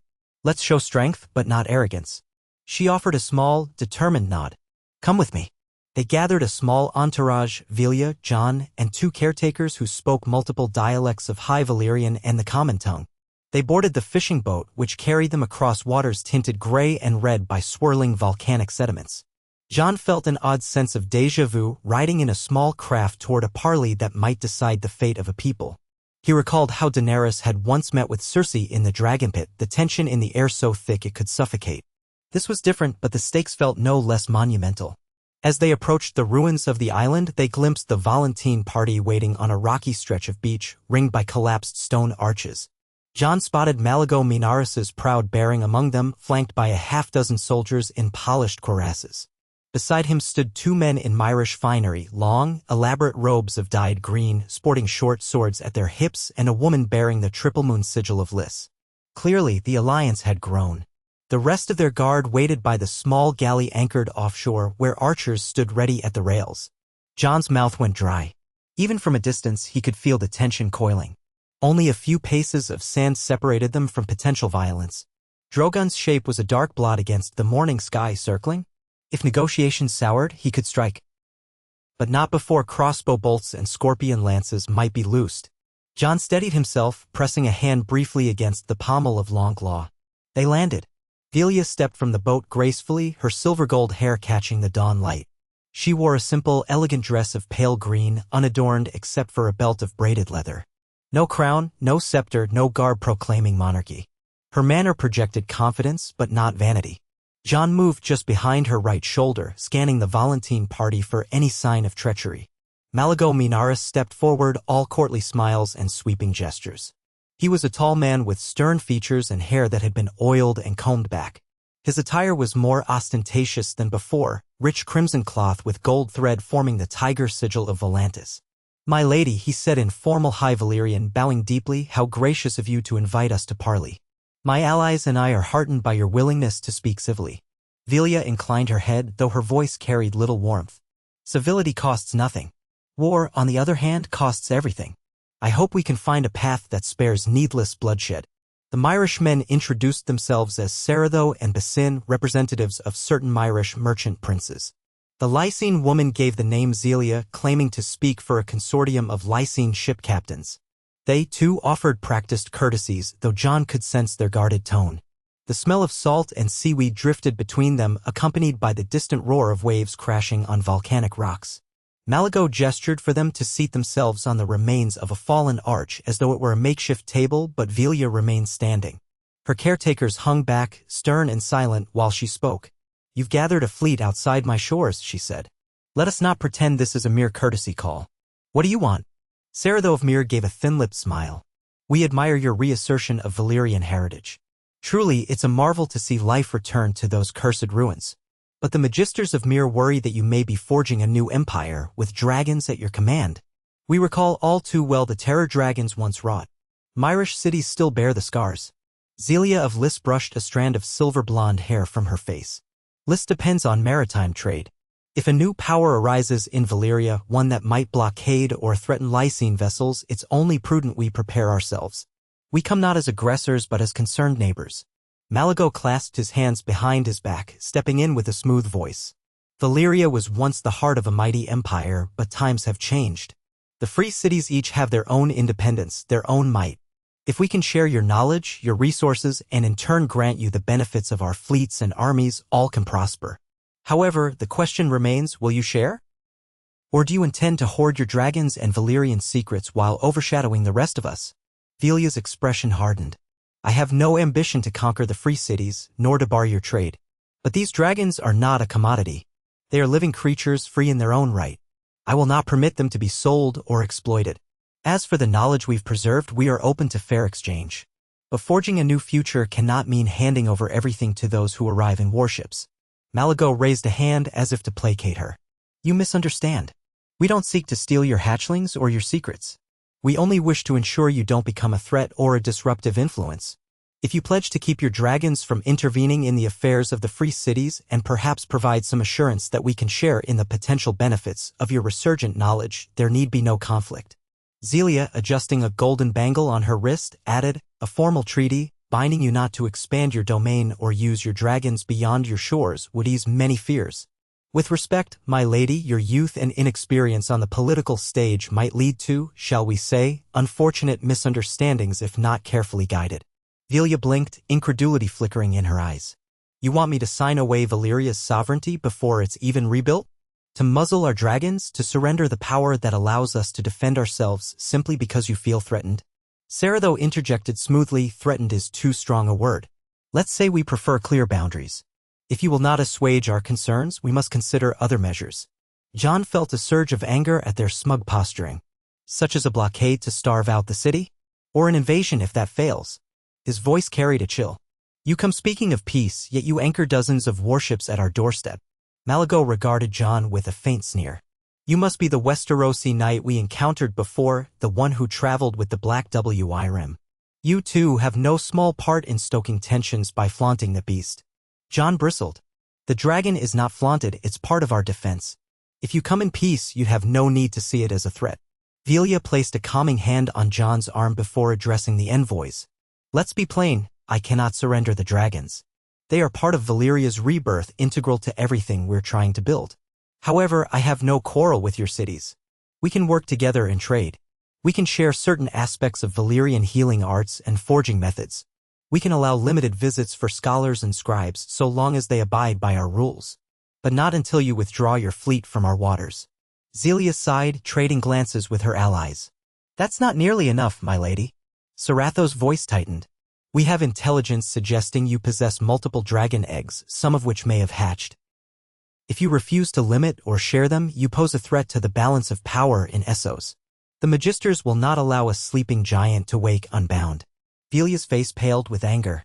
You speak of binding dragons like they're trinkets. If you think I'll hand them over or let you collar them, you haven't been listening. Malago's smile lost its veneer. Then we have nothing more to discuss, it seems. Unless you reconsider. Jon's hand drifted to Longclaw's pommel, a reflex. The tension in the air crackled as the soldiers behind Malago stiffened. For a heartbeat, it looked as though the parley might erupt in blood. But Villia inhaled a sharp breath, holding her ground. I have no wish for war. But if you force my hand, Valyria will defend itself. Drogon is not the only dragon in these skies now. Malago's eyes flicked upward, searching for Drogon's silhouette. He knew a threat when he heard one. The Myrishmen and the Lysine woman tightened their lips, calculating. At length Malago exhaled. We will return to our fleet and deliberate. But I advise you, my lady, to reflect carefully. Our alliance is not composed of novices. We've come prepared. There will be no repetition of the ancient conquest if that is your intention. He gave a curt bow. The others followed suit, though the courtesy felt hollow. Within moments, they were moving back to their skiff. The tension ebbed, leaving only the crash of waves and a sense of dread. Villia stood rigid on the beach, face half-turned to the ocean breeze. It's worse than I feared, she said quietly once the envoys were out of earshot. Jon nodded. They'll press the blockade now. Perhaps they'll even test your defenses with small raids or demand you negotiate under even harsher terms. She let out a shaky sigh. We can't yield. If we do, Valyria is nothing more than a vassal to the so-called free cities, and our dragons become tools for their ambitions. That would be a betrayal of everything we're trying to do. She gestured for the caretakers to follow her back to their boat. But we can't fight them at sea. The smoking sea itself might swallow some of their ships if they're unlucky, but we can't rely on that. Drogon alone can't sink an entire fleet if they're prepared. Jon helped her board, noticing the tight set of her jaw. We'll find a way, he murmured, though the path ahead felt grim. Valyria has endured worse catastrophes. We'll endure this. They returned in silence to the city where anxious faces awaited them. Riella's gaze asked the unspoken question before Villia answered aloud. They want the dragons. They want me to promise not to use them, to keep them hidden or share them for the so-called security of their alliance. We refused. Murmurs spread, curses mingling with fearful whispers. Some of the settlers turned pale. They remembered the stories of how the free cities could muster legions of mercenaries, fleets of war galleys with monstrous siege weapons. Villia raised her voice, calling for calm. We knew this challenge would come. Our choice is between submission or standing firm. I have chosen to stand firm, but I will not compel any of you to remain if you wish to leave. Those who desire to flee and seek safety beyond these shores, I will do my best to arrange passage. A stunned hush followed. Then a handful of voices rose, some thanking her, others swearing loyalty. One of the freedmen, a sturdy man named Jars, stepped forward. I came here to forge a new life from these ruins. I won't leave just because some pompous lords from Volantis show up. Better to die on my feet than live in their chains. Others nodded in agreement. A caretaker, older than Riella, spoke in halting common tongue. Valyria has no future if we run. We stay. Villia's throat worked as she swallowed emotion. She raised a trembling hand. Thank you, all of you. Still, I will not condemn you if you must go. She looked at Jon, who gave a small nod of approval. They had discussed earlier that some might not have the stomach for war. In truth, only a few families elected to depart. Perhaps a dozen souls who loaded their meager belongings onto small craft that same afternoon, hoping to slip past the blockade at night. No one begrudged them. War was coming, and not everyone was prepared to face it. Jon joined Villia and Riella in a hastily convened war council.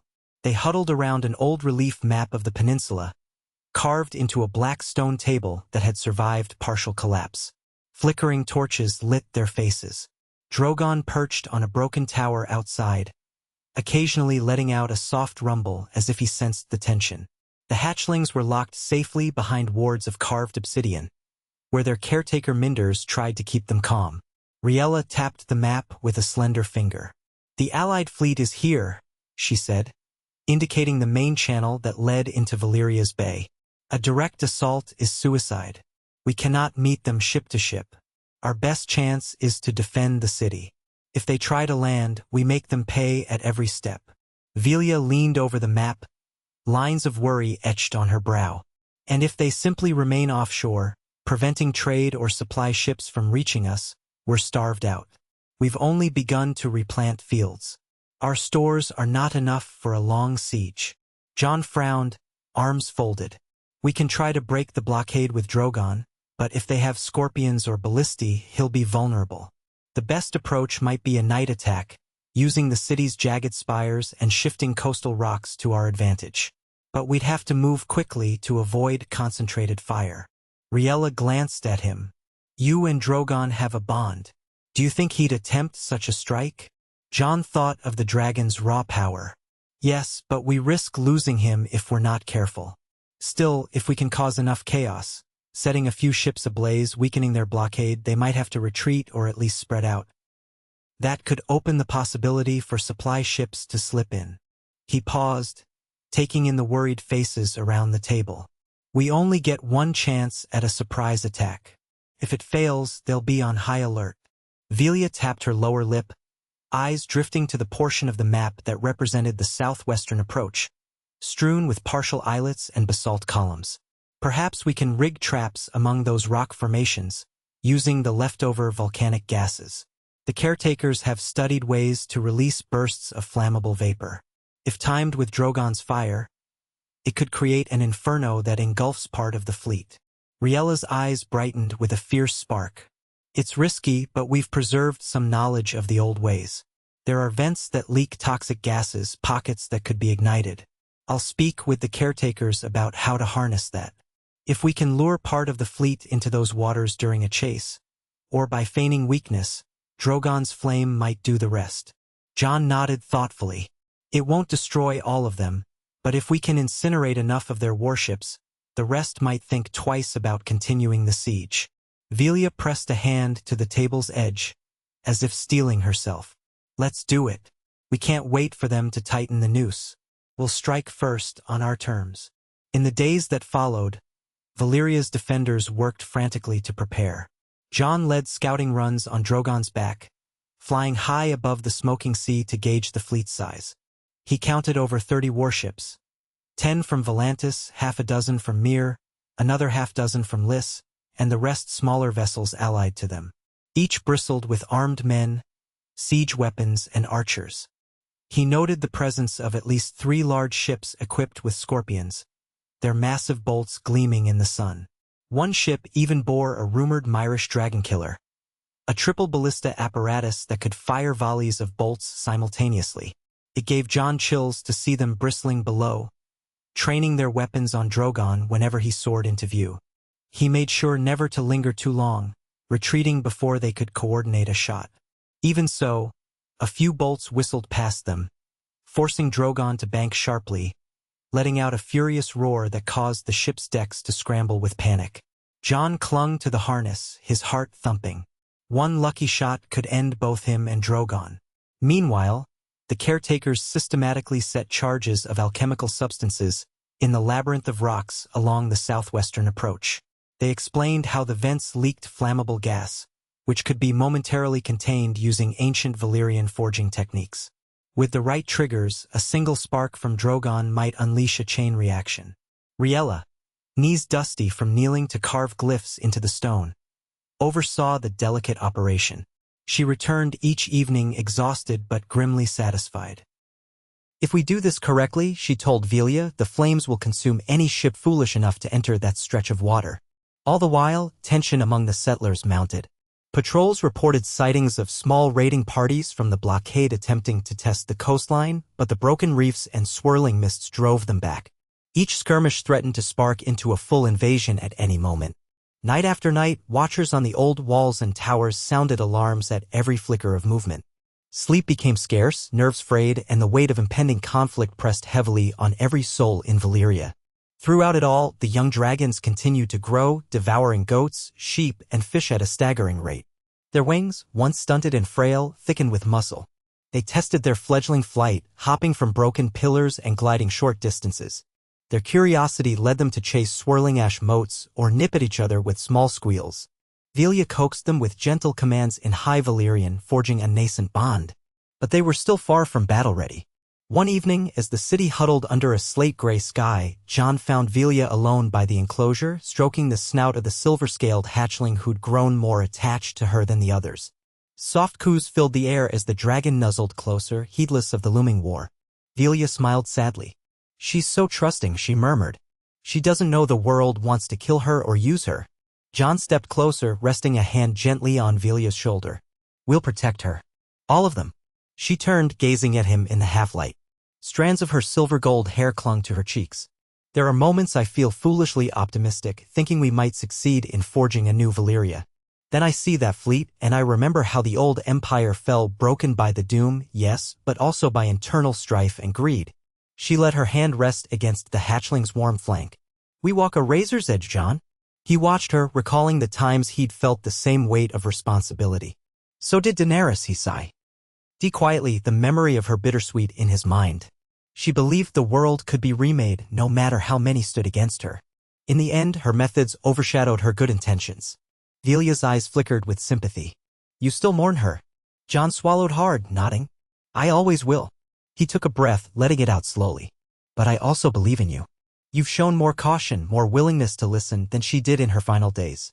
If you keep that humility, if you remember these creatures aren't just weapons, maybe we can succeed." She laid a hand over his. Their gazes locked, a silent promise passing between them.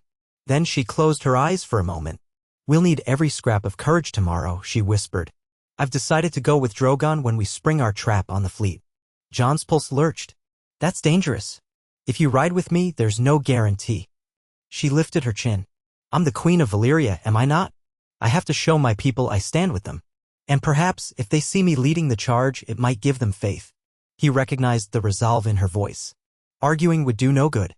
Then we'll make sure it's done safely. You'll ride behind me on Drogon's saddle, you'll hold tight, and if we see scorpions aiming, we'll pull away. Promise me you'll listen if I say we have to retreat." She managed a wry smile. "I promise." They said little else, simply letting the hush between them speak volumes. The silver hatchling nestled at Villia's side, oblivious to the conflict awaiting them. Jon could only pray that, come dawn, their gambit would buy Valyria the chance to stand free. When the morning came, a fog shrouded the bay, the faint disk of the sun barely visible. The Allied fleet lurked like phantoms in the mist. Perfect conditions, Jon mused with grim satisfaction, for a surprise strike. They had chosen this day because the tides would shift in their favor just after sunrise, creating unpredictable currents along the southwestern approach. Perhaps that would further confuse the enemy. Jon strapped on his leathers, checked Longclaw, and then helped Villia fasten her riding harness. She wore a snug outfit of black and crimson, reminiscent of Targaryen colors. A half-cape draped her shoulders, bearing the stylized sigil of a dragon's head in silver thread. She looked every inch a Valyrian queen, fierce, determined. Riella offered a brief blessing, pressing a dragon-headed amulet into Villia's hand for luck. Outside, Drogon waited, massive wings folded. Steam curled from his nostrils, a sign of his growing excitement. He sensed battle. The caretakers and militia had assembled throughout the city, prepared to defend gates and choke points if the fleet landed ground troops. Archers manned vantage points, while watchers carefully monitored the southwestern approach where Riella's traps lay in wait. Jon climbed into Drogon's saddle first, extending a hand to Villia. She settled behind him, arms circling his waist, and he felt her heartbeat against his back. Drogon hissed, almost impatient, as Jon tugged the reins. "Fly!" Jon commanded in a calm, low tone. The great dragon leaped skyward, wing beats stirring ash and dust in a swirling vortex below. They soared into the fog, climbing steeply until they rose above the thickest layer. The morning sun hung like a pale coin in a milky sky. Below, the bay was hidden by rolling swathes of mist. Occasionally, a mast or a ship's outline broke the gloom, drifting like ghosts. Jon guided Drogon toward the southwestern channel, scanning for the caretaker's signals. He spotted them at last. Faint glimmers of torches on the rocky shoreline, a pattern of flashes indicating that the traps were set. A cluster of the Allied fleet had drifted near that approach, possibly investigating rumored weaknesses. Perfect. Jon circled wide, waiting for his moment. Villia's arms tightened around his waist. He felt her trembling, though whether from fear or adrenaline he could not say. They swooped lower, the wind whistling past. Through gaps in the fog, Jon made out at least 7 ships drifting in a line, a few oars gently churning the water. He recognized Valentine's sails among them, the tiger sigil faint in the grayness. They're one of the scorpion-armed galleys. Danger. He swallowed, mindful that at any moment, they could spot Drogon and loose their bolts. He urged Drogon into a wide arc, approaching from the stern side. The plan was to harass them into giving chase, drawing them deeper into the booby-trapped waters. Drogon let out a thunderous roar, rending the silence. The ships below erupted in shouts. Jon could see men scrambling, crossbows raised. Smoke billowed from the dragon's jaws as flames licked the edges of his fangs. Villia pressed against Jon, bracing herself. "Now," she murmured. Jon reined Drogon into a shallow dive, letting the dragon breathe a short burst of fire across the deck of the nearest warship. Wood crackled, sails caught alight. Screams echoed up. The scorpion pivoted with a squeal of turning gears. Jon felt his gut tighten. "Pull up!" he shouted, and Drogon responded, snapping his wings wide to slow and climb, just as a heavy bolt whistled beneath them, close enough that Jon swore he felt its passing. Another whir of machinery. 2 more bolts spat upward, slicing through the air. One hissed by Drogon's flank, missing by a yard. The second soared wide. Jon exhaled in relief, hearing Villia's muffled cry behind him. The first ship was engulfed in flame, but not yet sunk. Fires raged on its deck, men throwing water in a desperate attempt to quell the blaze. But panic spread among the neighboring galleys. Rather than keep formation, several began to row forward in disarray, either to help or to escape. Perfect. Jon led Drogon into another pass, letting the dragon's roar echo. A second burst of fire lapped at the prow of a nearby ship, setting rigging aflame. The air filled with black smoke and shouting voices. As expected, some of the more aggressive captains sought to chase Drogon, rowers beating drums to push forward. Others tried to maneuver scorpions for a clear shot. The chaos was precisely what Jon wanted. "We lure them in further," he shouted to Villia. She nodded, face pale but resolute. They winged away, gliding inland over the jagged spires where the caretakers had set their traps. Behind them, at least 5 warships advanced, drawn by the chance to down the dragon and end Valyria's greatest advantage. Jon heard drums pounding in unison, the creak of oars slicing water. Fog swirled around them, obscuring the deadly rock formations that rose from the sea like black teeth. The trap was set. On the shoreline, Riella and her teams lay hidden, each assigned to release locked chambers of volcanic gas at the right moment. Jon had to time his approach so Drogon's flame would ignite the vapor just as the ship sailed into the kill zone. The risk was enormous, one miscalculation and Drogon could be caught in the ensuing firestorm. Jon guided Drogon into a broad circle, glancing back to see the ships behind them. The largest, presumably a Volantene flagship, pressed ahead in the lead, Scorpion swiveling. Another smaller galley flanked it on the starboard side, while the others formed a ragged line behind. The pounding of war drums reverberated through the fog. Jon's heart hammered. The time was now. They dropped to lower altitude near the rocky outcroppings. The caretaker signals flashed, a swirl of red torches, meaning the gas was prepared. Jon steeled himself. Drogon, Dracarys, he roared, pointing at the base of the nearest basalt column. Drogon unleashed a torrent of fire. Even from high above, Jon saw the plumes of vapor erupt where the caretakers unsealed the gas vents. Fire met gas in an explosion that rattled the air. A sheet of flame tore across the water, scorching the prow of the lead ship. Timbers exploded in splinters. Men's screams cut through the roar. A chain reaction took hold. More vents erupted as other caretaker squads unleashed their volatile concoctions. The southwestern approach transformed into an inferno. Walls of flame danced across the waves, fueled by pockets of gas that ignited in brilliant bursts. The flagship's deck became an instant holocaust, men leaping overboard to escape the blaze. The Scorpion's crew vanished in a swirl of flame. Another ship collided with it, also catching fire. The swirling haze of the fog turned into a hellish curtain of smoke. Jon banked Drogon away, keeping them clear of the worst. Through stinging eyes, he caught glimpses of at least 3 ships ablaze, 2 others on fire, but perhaps not fully lost. The water churned with wreckage and men flailing. He gritted his teeth, reminding himself this was the cost of defending Valyria. War. Death. The plan was working, but the human toll weighed on him all the same. Villia pressed her face against his back, her shout nearly lost in the thunder of destruction. "Look out!" He snapped his gaze upward just in time to see a Myrish galley emerging from the fog on their flank, Scorpion ready. The flame trap had missed this one, or it had skirted the edge. Before Jon could react, the Scorpion released. A massive bolt hurtled toward Drogon.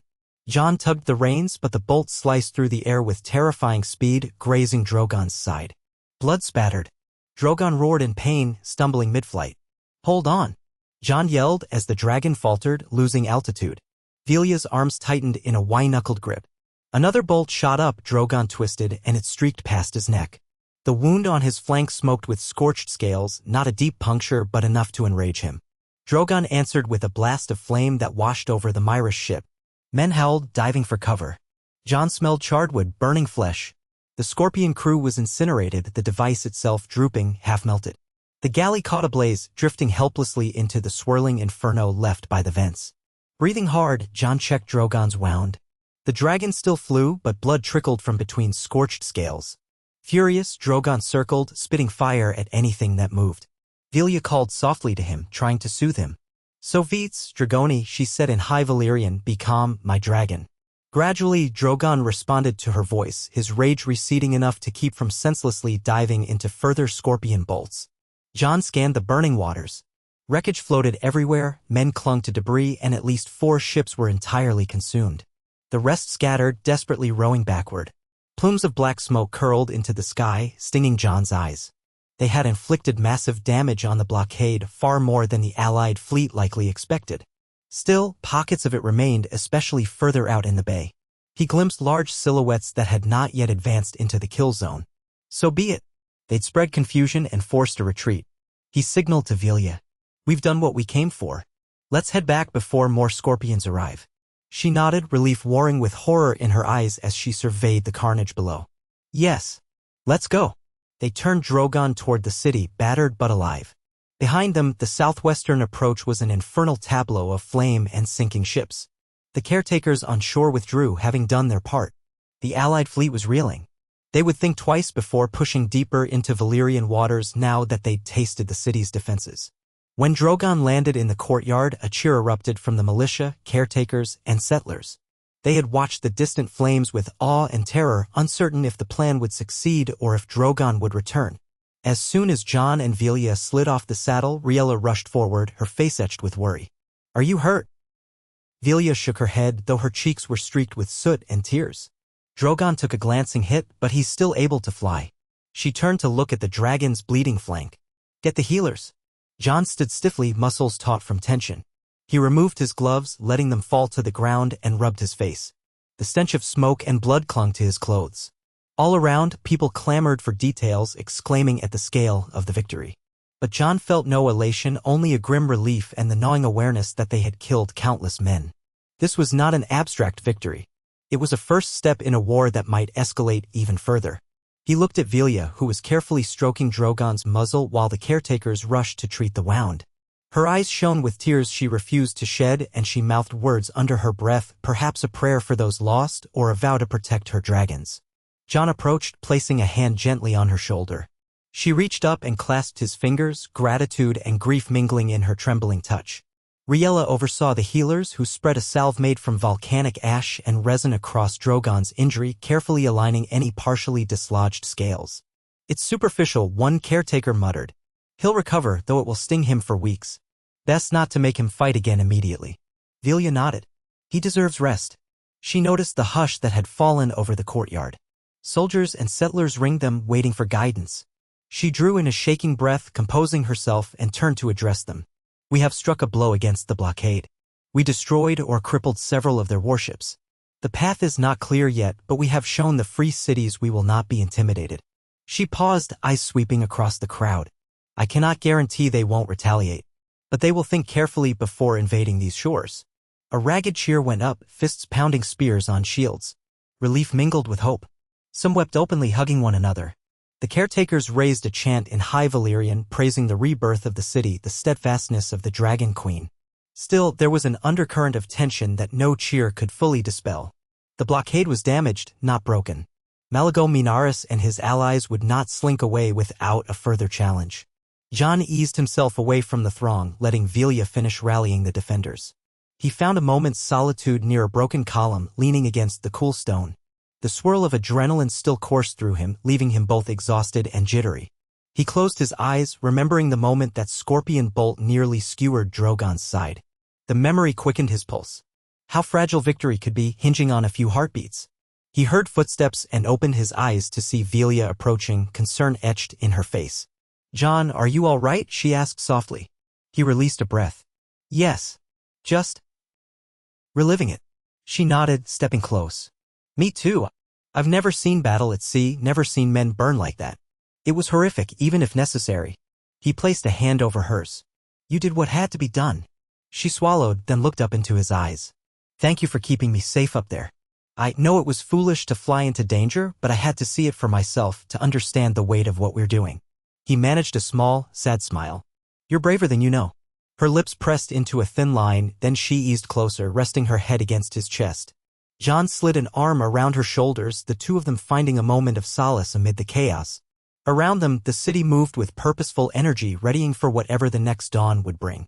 Within the next couple of days, news filtered in from scout boats that managed to slip past the battered blockade.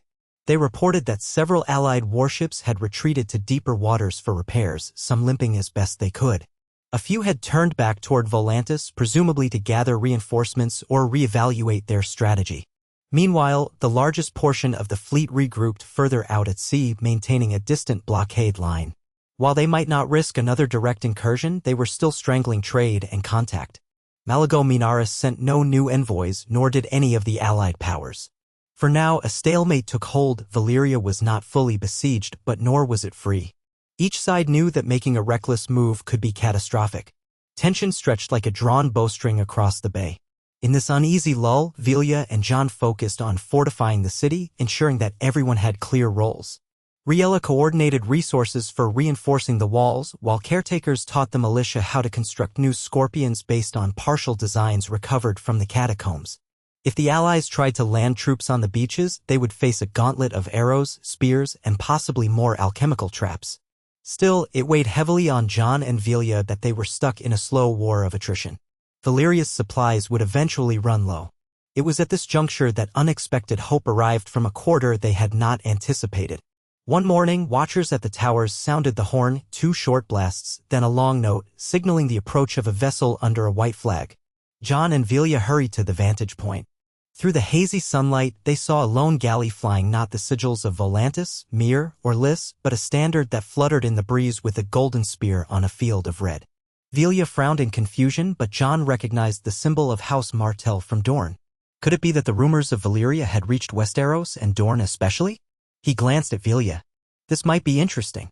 The Martells were once loyal to the Targaryens, albeit centuries ago, and they have their own reason to distrust certain free cities. If they're here, it might be an overture. How do we greet them? Villia asked, scanning the Allied blockade. Evidently, the Martell galley had sailed with caution, slipping around the edges of the conflict to approach under a peace banner. We let them land if only to learn what they want, Jon replied. But we remain cautious. The free cities might not take kindly to another power meddling. So they signaled the watchers to guide the Martell galley to a half-ruined jetty on the southwestern shore, far from the main blockade's vantage. There, Jon and Villia rode out on horseback. Drogon was still healing, resting near the city center, though he could fly if needed. A small contingent of guards accompanied them. When they arrived, the Martell sailors were already disembarking, each wearing light armor more suited to desert warfare than to the damp environs of Valyria. Leading them was a woman with dark, sun-kissed skin, her hair pulled back in a braid, and wearing a short mantle embroidered with the Martell spear-and-sun sigil. She approached, inclining her head in a respectful bow. Queen Villia of Valyria, I presume. And Jon Snow? Jon dismounted, stepping forward warily. You know my name. She smiled, though it did not quite reach her eyes. Dorne has not forgotten the stories of the war against the dead or the downfall of Daenerys Targaryen. We heard rumors that Jon Snow, once Aegon Targaryen, had traveled east with the last living dragon. Now, we find not one dragon, but several, so the rumors say. And a Valyrian queen resurrected from the ashes. It is quite a tale. Villia studied the woman. And you are? My name is Nerissa Sand, an envoy from Prince Kyle Martell, who rules in Sunspear. She gestured behind her to the rows of sailors. We come not to wage war, but to open talks. Prince Kyle has heard troubling rumors that the free cities are uniting to claim or destroy your newborn dragons. Dorne has little love for those cities, nor do we want to see a repeat of past tragedies. If Valyria truly rises anew, my prince wonders whether an alliance, however tentative, might be of mutual benefit. Jon exchanged a quick glance with Villia. This was a shift in the balance of power they hadn't anticipated. If a portion of Westeros was willing to break neutrality and ally with Valyria, it might counter the allied fleet's ambitions. But was it wise to entangle themselves with Dorne? Villia took a cautious step forward. We thank you for coming peacefully. Your arrival is unexpected. How did you manage to slip past the blockade? Nerissa's smile gained a hint of pride. Dorne's mariners know more than just desert. We followed ancient smuggler routes around the smoking sea, guided by certain Carthene maps. It was treacherous, but so far we've avoided detection by the main allied force. Riella and a few caretakers approached from behind Villia, forming a small cluster. Jon could see the confusion on their faces. They had never expected help from Westeros. Villia squared her shoulders. Let us speak plainly then. If your prince seeks an alliance, what does he want in return? Nerissa's expression turned serious. Dorne stands apart from the Iron Throne, as we always have in spirit if not in law. Prince Kyle envisions a future where Dorne can expand its trade routes, free from the manipulations of the free cities. He believes that if Valyria truly returns, it will dominate trade across the narrow sea.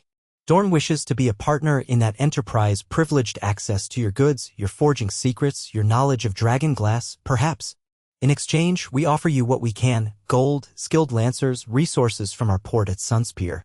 Possibly a route to bypass the blockade if we're subtle. Jon studied Nerissa's face. That could draw the ire of the rest of Westeros if they learn Dorne is involving itself. What of King Bran? Does he know of this? She shrugged lightly. The 6 kingdoms under Bran the Broken have their own concerns. Prince Kyle is a pragmatic man. He'll not wait on the crown's permission if an opportunity arises to better Dorne's position. And frankly, the Martells have a history of defying the mainland's authority when it suits us. Villia's eyes flicked to Jon as if seeking his counsel. Jon hesitated, considering the potential ramifications. An alliance with Dorne might break the blockade's advantage if they can supply Valyria covertly. But it could also spark wider conflict if the other free cities discovered this. Valyria cannot remain cut off forever, he said slowly, and supplies are running low. This might be our best chance to break the stalemate. Nerissa nodded. We've brought a small supply of grain, dried meats, and wine as a gesture of good faith. If you accept, we can ferry more in the coming weeks. Prince Kyle also hinted he would not be averse to forging deeper ties, perhaps even a betrothal. Her gaze slid to Villia with a slight smile. He is young, still unmarried, and quite enamored of the idea of an alliance sealed by union. Villia stiffened, color rising in her cheeks. That is quite bold, given we've only just met. Nerissa lifted her shoulders in an airy shrug. Prince Kyle is a bold man. But that is merely a possibility, not a demand. The immediate concern is to see whether Valyria welcomes Dorne's friendship. Villia exchanged another glance with Jon. He felt a pang in his gut at the mention of betrothal, an echo of jealousy he had no right to feel, but there it was. Still, there were more pressing matters to address. For now, Villia said carefully, we would welcome your supplies and your discreet assistance. As for more personal proposals, that can be discussed in due course. Nerissa bowed. Your pragmatism is refreshing. Shall we unload our gifts? And so, under watchful guard, the Martell galley unloaded several crates of provisions which were received with relief by the hungry settlers. A faint sense of hope spread through the city, for it meant at least some outside power was willing to challenge the Allied blockade. Nerissa assured them that more ships would follow at intervals, avoiding detection if possible. Over the next few days, Nerissa and her company explored the ruins with fascination, marveling at the half-rebuilt structures, the newly forged scorpions, and, of course, the young dragons. They kept a respectful distance, eyes wide whenever they caught glimpses of the hatchlings. Nerissa's men also surveyed the blockade from vantage points in the city, making notes for how future Martell ships might slip in.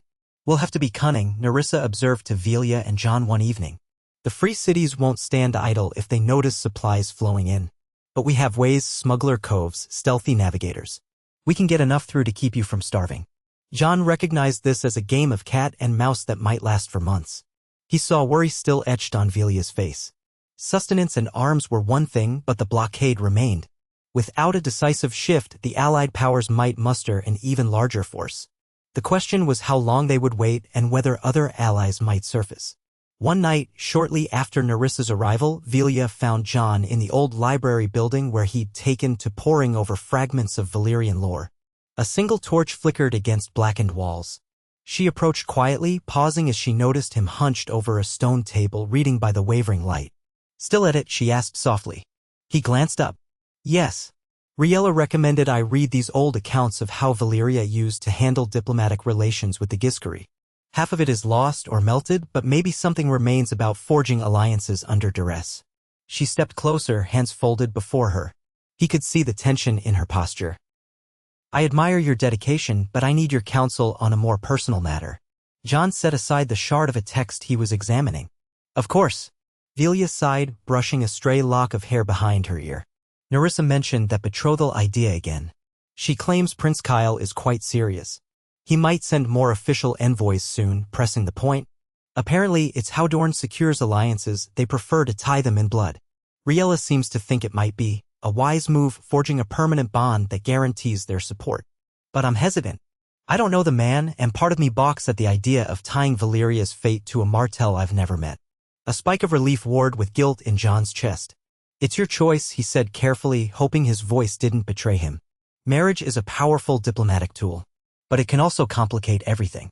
You should only do this if it feels right for you and your people. She studied his expression as if searching for subtext.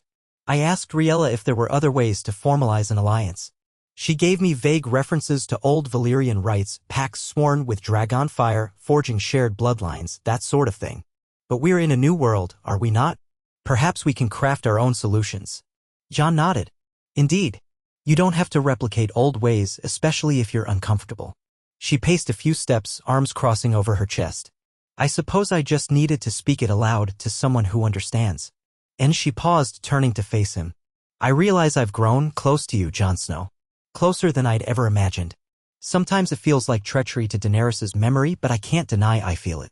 I don't want to lose that or complicate it by binding myself to a stranger. Jon's throat tightened. For a moment, he saw Daenerys' face in the dim flicker of the torch, the heartbreak and tragedy of what they had lost. Then he focused on Villia's earnest eyes, so full of life. "I feel it too," he admitted quietly. "More than I thought possible after everything. Perhaps we have something worth protecting here, beyond just the city. But I don't want to stand in the way of a necessary alliance if it comes to that." She stepped closer, the hush of her footsteps echoing in the burned library. "No alliance is worth sacrificing my own heart. Or ignoring the bond we share, for that matter." Then she eased forward, slipping her arms around his waist, resting her head against his chest. The heat of her body mingled with the cool night air. Jon let out a breath he hadn't realized he was holding, wrapping his arms around her in return. He felt the steady drum of her heartbeat. For a few precious moments, they simply stood there in silence, leaning on one another. The flicker of the torch played across the ruined shelves, painting them in shifting shadows. The city outside was quiet under a star-strewn sky, but each knew that soon enough the troubles of blockade, war, and diplomacy would intrude again. For now, they seized a moment of peace, drawing strength from the shared warmth of their embrace. Eventually, she pulled back, gazing into his eyes. "We'll face tomorrow's challenges together," she said softly. "Whatever comes." He managed a small smile, brushing a strand of hair from her cheek. Together. The days that followed felt like a precarious balancing act. Martell's supply ships attempted to slip through the blockade at night, guided by cunning navigators who exploited the smoking sea's hidden currents. Sometimes they succeeded, bringing sacks of grain and casks of fresh water. Other times they ran afoul of allied scouts and had to flee, exchanging crossbow bolts before vanishing into the darkness. Each successful supply run bolstered Valyria's stores, granting a semblance of stability. Meanwhile, the allied fleet still ringed the horizon. Rumors floated of additional forces gathering in Volantis, including powerful mercenary companies, perhaps the Golden Company or some other famed outfit. Malago Minaris was nowhere to be seen, but few believed he'd given up. Tensions simmered and small skirmishes continued. Once, a Lysine galley dared to approach the southwestern approach again, only to lose half its hull to another triggered gas vent. The survivors retreated in terror. Another time, scouts reported seeing an entire war caravan gather on the mainland coast, possibly planning a land-based assault. But the land route was even more treacherous, riddled with volcanic rifts that could swallow an army. In this fraught atmosphere, the young dragons thrived. Each day, they grew bolder, learning to take short flights around the outskirts of the city. Villia encouraged them, teaching them basic calls in the old language. Sometimes, Jon joined her in the training yard, carefully keeping the hatchlings from skirmishing too viciously with one another. He found it astonishing to watch them stretch their wings, black against a blazing sky, flames trickling from their tiny jaws. The silver-scaled female showed the most promise, agile and cunning, though the red-hued male was the fiercest in direct confrontations. They were siblings bound by a primal bond, quick to unite against perceived threats yet equally quick to challenge each other for scraps of food. Occasionally, Drogon would lumber over to watch them, looming like a mountain of living obsidian. The hatchlings sometimes hissed and cowered initially, but after several weeks they came to accept his presence. Drogon, for his part, acted half aloof, half protective. Villia guessed he recognized them as kin, though he would not allow them to approach too closely. It was as if he was saying, "I am still Alpha, but you are mine to watch over." Late one afternoon, Jon and Villia stood on a terrace overlooking this impromptu dragon nursery. The largest hatchling hopped along the parapet, stretching her silver wings in the golden sunlight. Below, the city's spires cast jagged shadows on the cracked streets. The fragrance of sulfur lingered in the air. From their vantage, they could see the western waters where the allied ships formed a distant wall, sails like ominous triangles against the horizon. "This place is beautiful in its own way," Villia murmured, leaning against a half-collapsed balustrade. "A testament to survival. We're forging something new from a land once deemed cursed." Jon nodded. "It almost feels like a second chance. For all of us." They fell silent for a time, watching the silver hatchling attempt a small leap from one parapet to another, only to stumble and squawk in indignation. Jon couldn't help but smile. In the midst of siege and strife, these creatures offered a sense of renewal. Yet the burden of guiding them and the city was enormous. A soft shuffle behind them announced Riella's approach. Her gaze was urgent. "Villia," she said, voice low, "we have a visitor. A single vessel under another white flag from Braavos." Jon felt a prickle of unease. Braavos was the mightiest of the free cities, famed for its iron bank and cunning politics.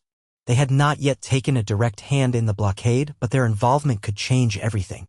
"Where have they landed?" he asked. Riella gestured. On the eastern docks. They request an audience with the Queen. They claim neutrality and bring word from someone they call the Sea Lord's emissary. Villia exhaled slowly. Braavos? They've always prided themselves on independence from Valyrian rule. I wonder if they come to broker peace or to issue demands. Jon touched her shoulder. Let's find out. Braavos' envoy awaited them at the battered docks that had once been a grand promenade. Now it was a stretch of blackened stone littered with driftwood and barnacled pillars. The Braavosi galley bore an octopus figurehead and some of its crew wore distinctive half-masks. The envoy, however, was a middle-aged man with sharp eyes, clad in a dark cloak embroidered with tiny fish and shells.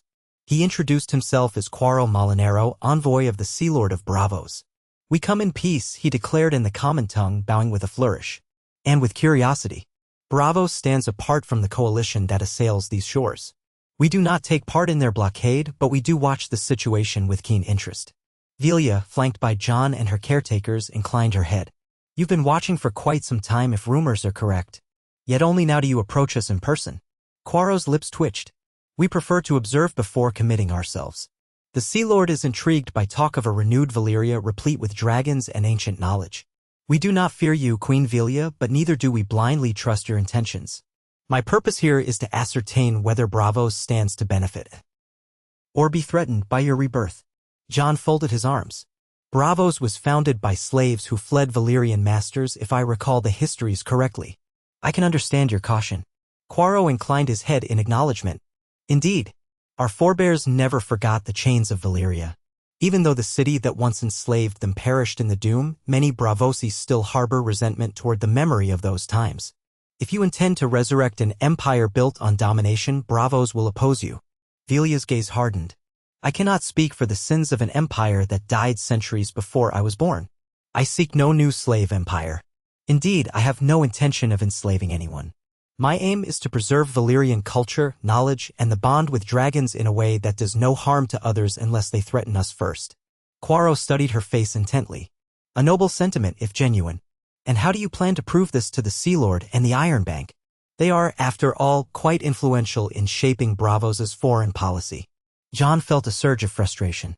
Isn't it enough that we've refused every attempt by the allied cities to seize our dragons? We've responded in self-defense but made no moves to conquer or expand. We've even tried to open limited trade. What more do you want? Quaro's narrow gaze flicked to Jon.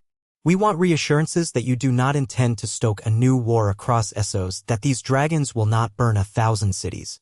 A vow, perhaps, guaranteed by Valyrian steel or by hostages or something else that will convince the Sea Lord. Hostages. The word hung in the air, causing a ripple of tension. One caretaker let out a faint hiss. Villia's jaw tightened. I will not give my people as hostages to Braavos.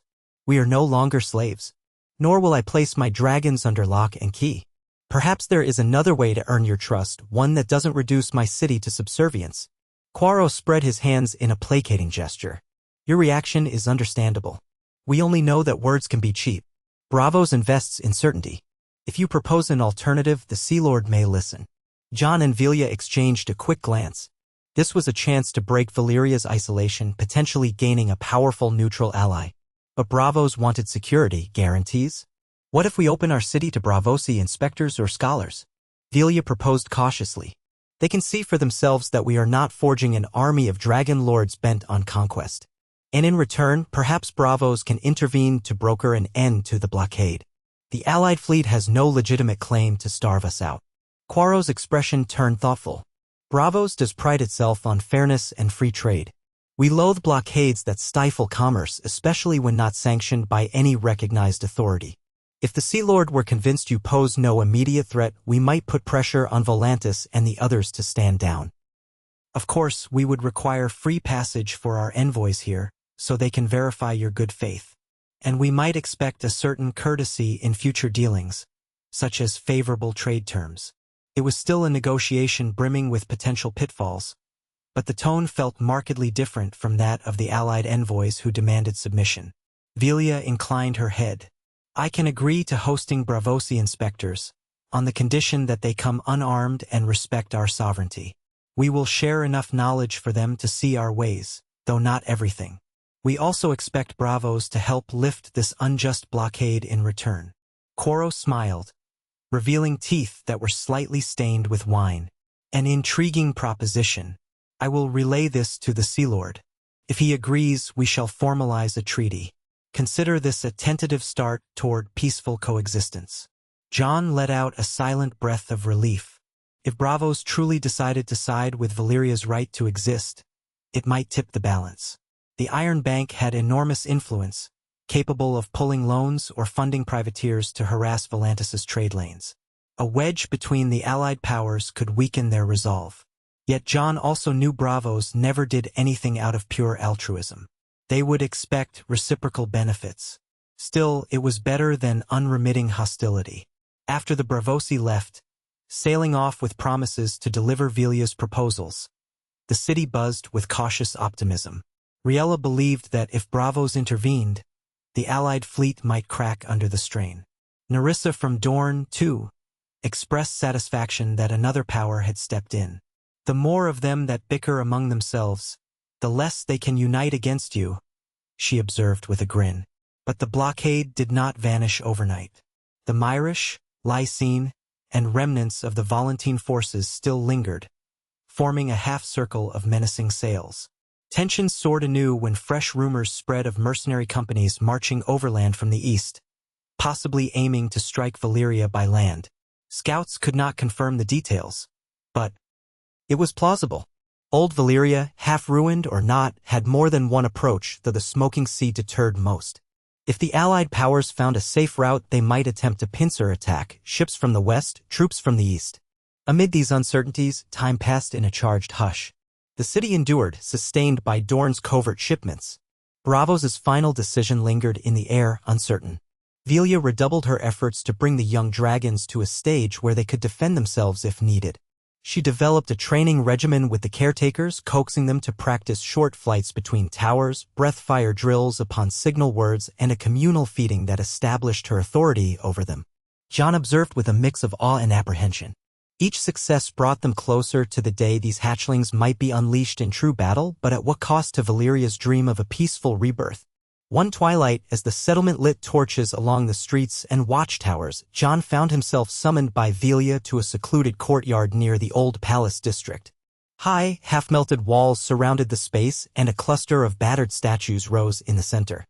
He arrived to find her alone, wearing a simple gown of charcoal gray, her expression pensive. Nearby, a table held 2 goblets and a flagon of Dornish wine, no doubt from one of Nerissa's shipments. "What's this?" Jon asked softly, stepping into the flickering torchlight. Villia turned, offering a sad half-smile. A moment of quiet.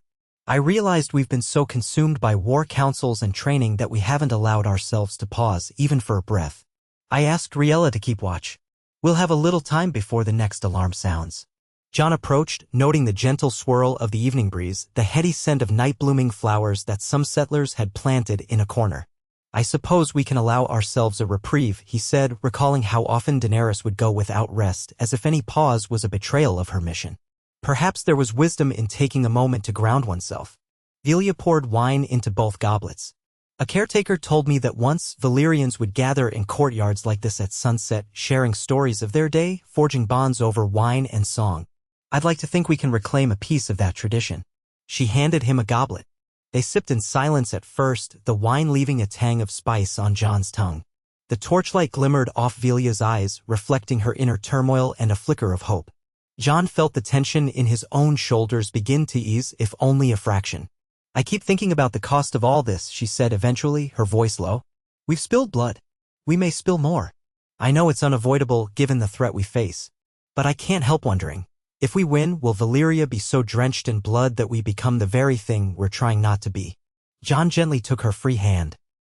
"I've asked myself the same question many times in many battles. The only answer I've found is that intention matters. Restraint matters. Every choice we make, every measure of mercy we allow, it shapes what comes after. We can't avoid fighting if others force our hand, but we can choose how we fight and how we treat those who surrender." She studied his face, thumb brushing over his knuckles. "When I see how fervently the caretakers worship me as a queen, it worries me. It's so easy for worship to become fanaticism. I don't want to be idolized. I want to be a guide, a leader, yes, but not a deity." He squeezed her hand, thinking of how Daenerys' followers once called her Mysa, a liberator. How quickly adoration could slide into unthinking zeal. Stay grounded, he said simply. Remember that you're mortal, fallible. And let those who love you speak honestly if they see danger. She stepped closer, her voice catching. Then speak honestly to me now. If it seems I'm veering too close to tyranny or losing perspective, will you stop me? Jon met her gaze, heart heavy with the memory of a bloody throne room. Yes, he said, voice rough with old pain. I will. She drew a shaky breath, then reached up to cup his cheek. I trust you, Jon Snow. More than anyone in this world. Thank you for giving me a chance. He closed his eyes at her touch, letting it anchor him. We give each other a chance. Their lips met in a tender kiss, the taste of wine mingling between them. In that quiet courtyard, surrounded by melted pillars and half-crumbled statues, they found a fragile moment of solace.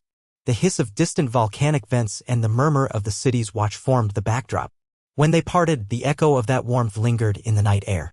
They finished the wine slowly, talking of small details, how the silver hatchling had finally managed a sustained glide without crashing, how the new orchard plantings might one day restore fruit trees to Valyria, how the Martell shipments included seeds for desert plants that might thrive in ashen soil. Mundane things, perhaps, but also precious as signs of life in a landscape once deemed beyond hope. Eventually, duty called. A caretaker arrived with news that the Braavosi galley had been spotted returning from the open sea bearing an urgent message. Villia and Jon exchanged glances, the spell of calm broken. They set aside the empty goblets and followed the caretaker to the docks, hearts once more braced for the uncertain path ahead. When they reached the dock, a Braavosi officer disembarked swiftly, bowing before Villia. My queen, we bring word from Quarro Molinero. The Sea Lord has considered your proposal. He is prepared to send an official delegation, inspectors, scholars, and possibly an Iron Bank representative to Valyria under neutrality. Jon saw relief flicker across Villia's face, followed by caution. That is welcome news. Have they pledged anything in return regarding the blockade? The Braavosi officer inclined his head. The Sea Lord will not join any war on your behalf, but he will apply economic pressure to Volantis and its allies, urging them to withdraw the blockade in favor of negotiation. He also suggests you be prepared to show good faith by limiting any new expansions of your dragon brood. He does not demand you kill your hatchlings, only that you not hatch more eggs in the near future. It is a compromise to ease concerns. Villia frowned, exchanging a quick look with Jon. Another condition, though not as severe as demands from the allied fleet. Possibly manageable. We can discuss that with the delegation, she said. I won't promise anything without hearing all details, but I'm open to compromise if it ends this threat. The officer nodded. We will convey your response. Expect the delegation in a fortnight or sooner if weather permits. Until then, the Sea Lord advises caution. The Allied forces may move in haste if they sense Braavos is tilting the balance. With that ominous warning, the Braavosi departed. Villia turned to Jon, letting out a sigh. So another set of negotiations awaits. Still, it's better than constant war, isn't it? Better, yes, Jon agreed. If Braavos truly exerts pressure, the blockade might loosen. And that might buy us time to strengthen Valyria's position, continue building ties with Dorne, maybe even approach other cities who resent Volantis' dominance. A gleam of resolve sparked in Villia's eyes. We transform the land so it's not just a fortress for dragons, but a place people want to trade with. Then we shift from besieged to recognized. This is how we survive. Jon gently squeezed her arm. We'll make it happen. Yet fate rarely yields an easy path. Only a few days after the Braavosi messenger's departure, alarms rang throughout the city. Watchers atop the towers sounded horns and runners shouted that they saw movement in the eastern distance, fires on the horizon beyond the smoking sea's labyrinth. Jon and Villia rushed to the highest vantage point, scanning with a spyglass. In the shimmering haze, they glimpsed a mass of torches, dust, and perhaps war banners. Word filtered in from outriders, a large force was indeed marching west toward Valyria, presumably the rumored mercenary company or allied troops from Myr and Lys. At the same time, watchers along the western bay reported renewed activity among the blockading ships. Several had begun moving closer, ignoring the battered southwestern approach. Perhaps they planned to attempt a combined assault, ships from the west, ground forces from the east, pincer-like, or at least to distract Valyria's defenders so the land army could strike. Jon's gut twisted. They must know Braavos is about to intervene diplomatically. They're trying to crush us before that happens. Villia's face set with grim determination. Then we meet them. We have the city's defenses, Drogon, and the hatchlings, though they're still young. We also have our caretaker forces. But if they come in large numbers, Riella arrived, short of breath, a caretaker's staff clutched in her hand. My queen, we must consider an evacuation plan for the settlers if we cannot hold both fronts. Or we attempt to concentrate all forces on one side and hold them off, then pivot to the other. Villia looked at Jon. We can't abandon the city. This is our home, our symbol. We need to show them we won't flee at the first sign of a two-front assault. She paused, brow creasing. But you're right, we can't fight effectively on two distant fronts. We must find a way to disrupt one of the attacking forces, at least temporarily. Jon gazed east, recalling how the eastern approach was riddled with volcanic ravines. It was treacherous ground for large armies, but not impassable if they hired local guides. What if we lure part of their land force into a trap, similar to what we did at sea? We still have some stock of alchemical charges. Riella's eyes widened. That terrain is unpredictable. A wrong move could destroy our own men. Villia gripped the parapet, expression fierce. We'll have to risk it. I'll fly ahead with Drogon, scout the land force's composition, then plan an ambush among the ravines. Meanwhile, the city can hold off the western ships or at least keep them at bay with scorpions and the newly built defenses. Jon placed a hand over hers. If you're going, I'm coming. We'll do it together. She nodded, grateful. Let's gather the caretaker strike teams. If we can push them back or delay them, it may break their pincer. Then we'll return to defend the city from the sea. Riella's voice trembled slightly. Time is short. They could converge within days. Jon led Villia down to the courtyard where Drogon and the young dragons awaited. The hatchlings hissed at the commotion, sensing the tension. Settlers and militias bustled about, preparing weapons, reinforcing gatehouses, and manning watchtowers. A sense of impending battle weighed on everyone. Nerissa from Dorne approached them quickly, offering what men she had for the eastern expedition. We can't field a large force, but our lancers are skilled at ambush tactics. Villia accepted with thanks, hurriedly coordinating with Riella to leave enough defenders behind in the city. Then, accompanied by a small but determined band of caretakers, Dorne lancers, and volunteers, they readied for a forced march east. Jon and Villia would scout from the air on Drogon.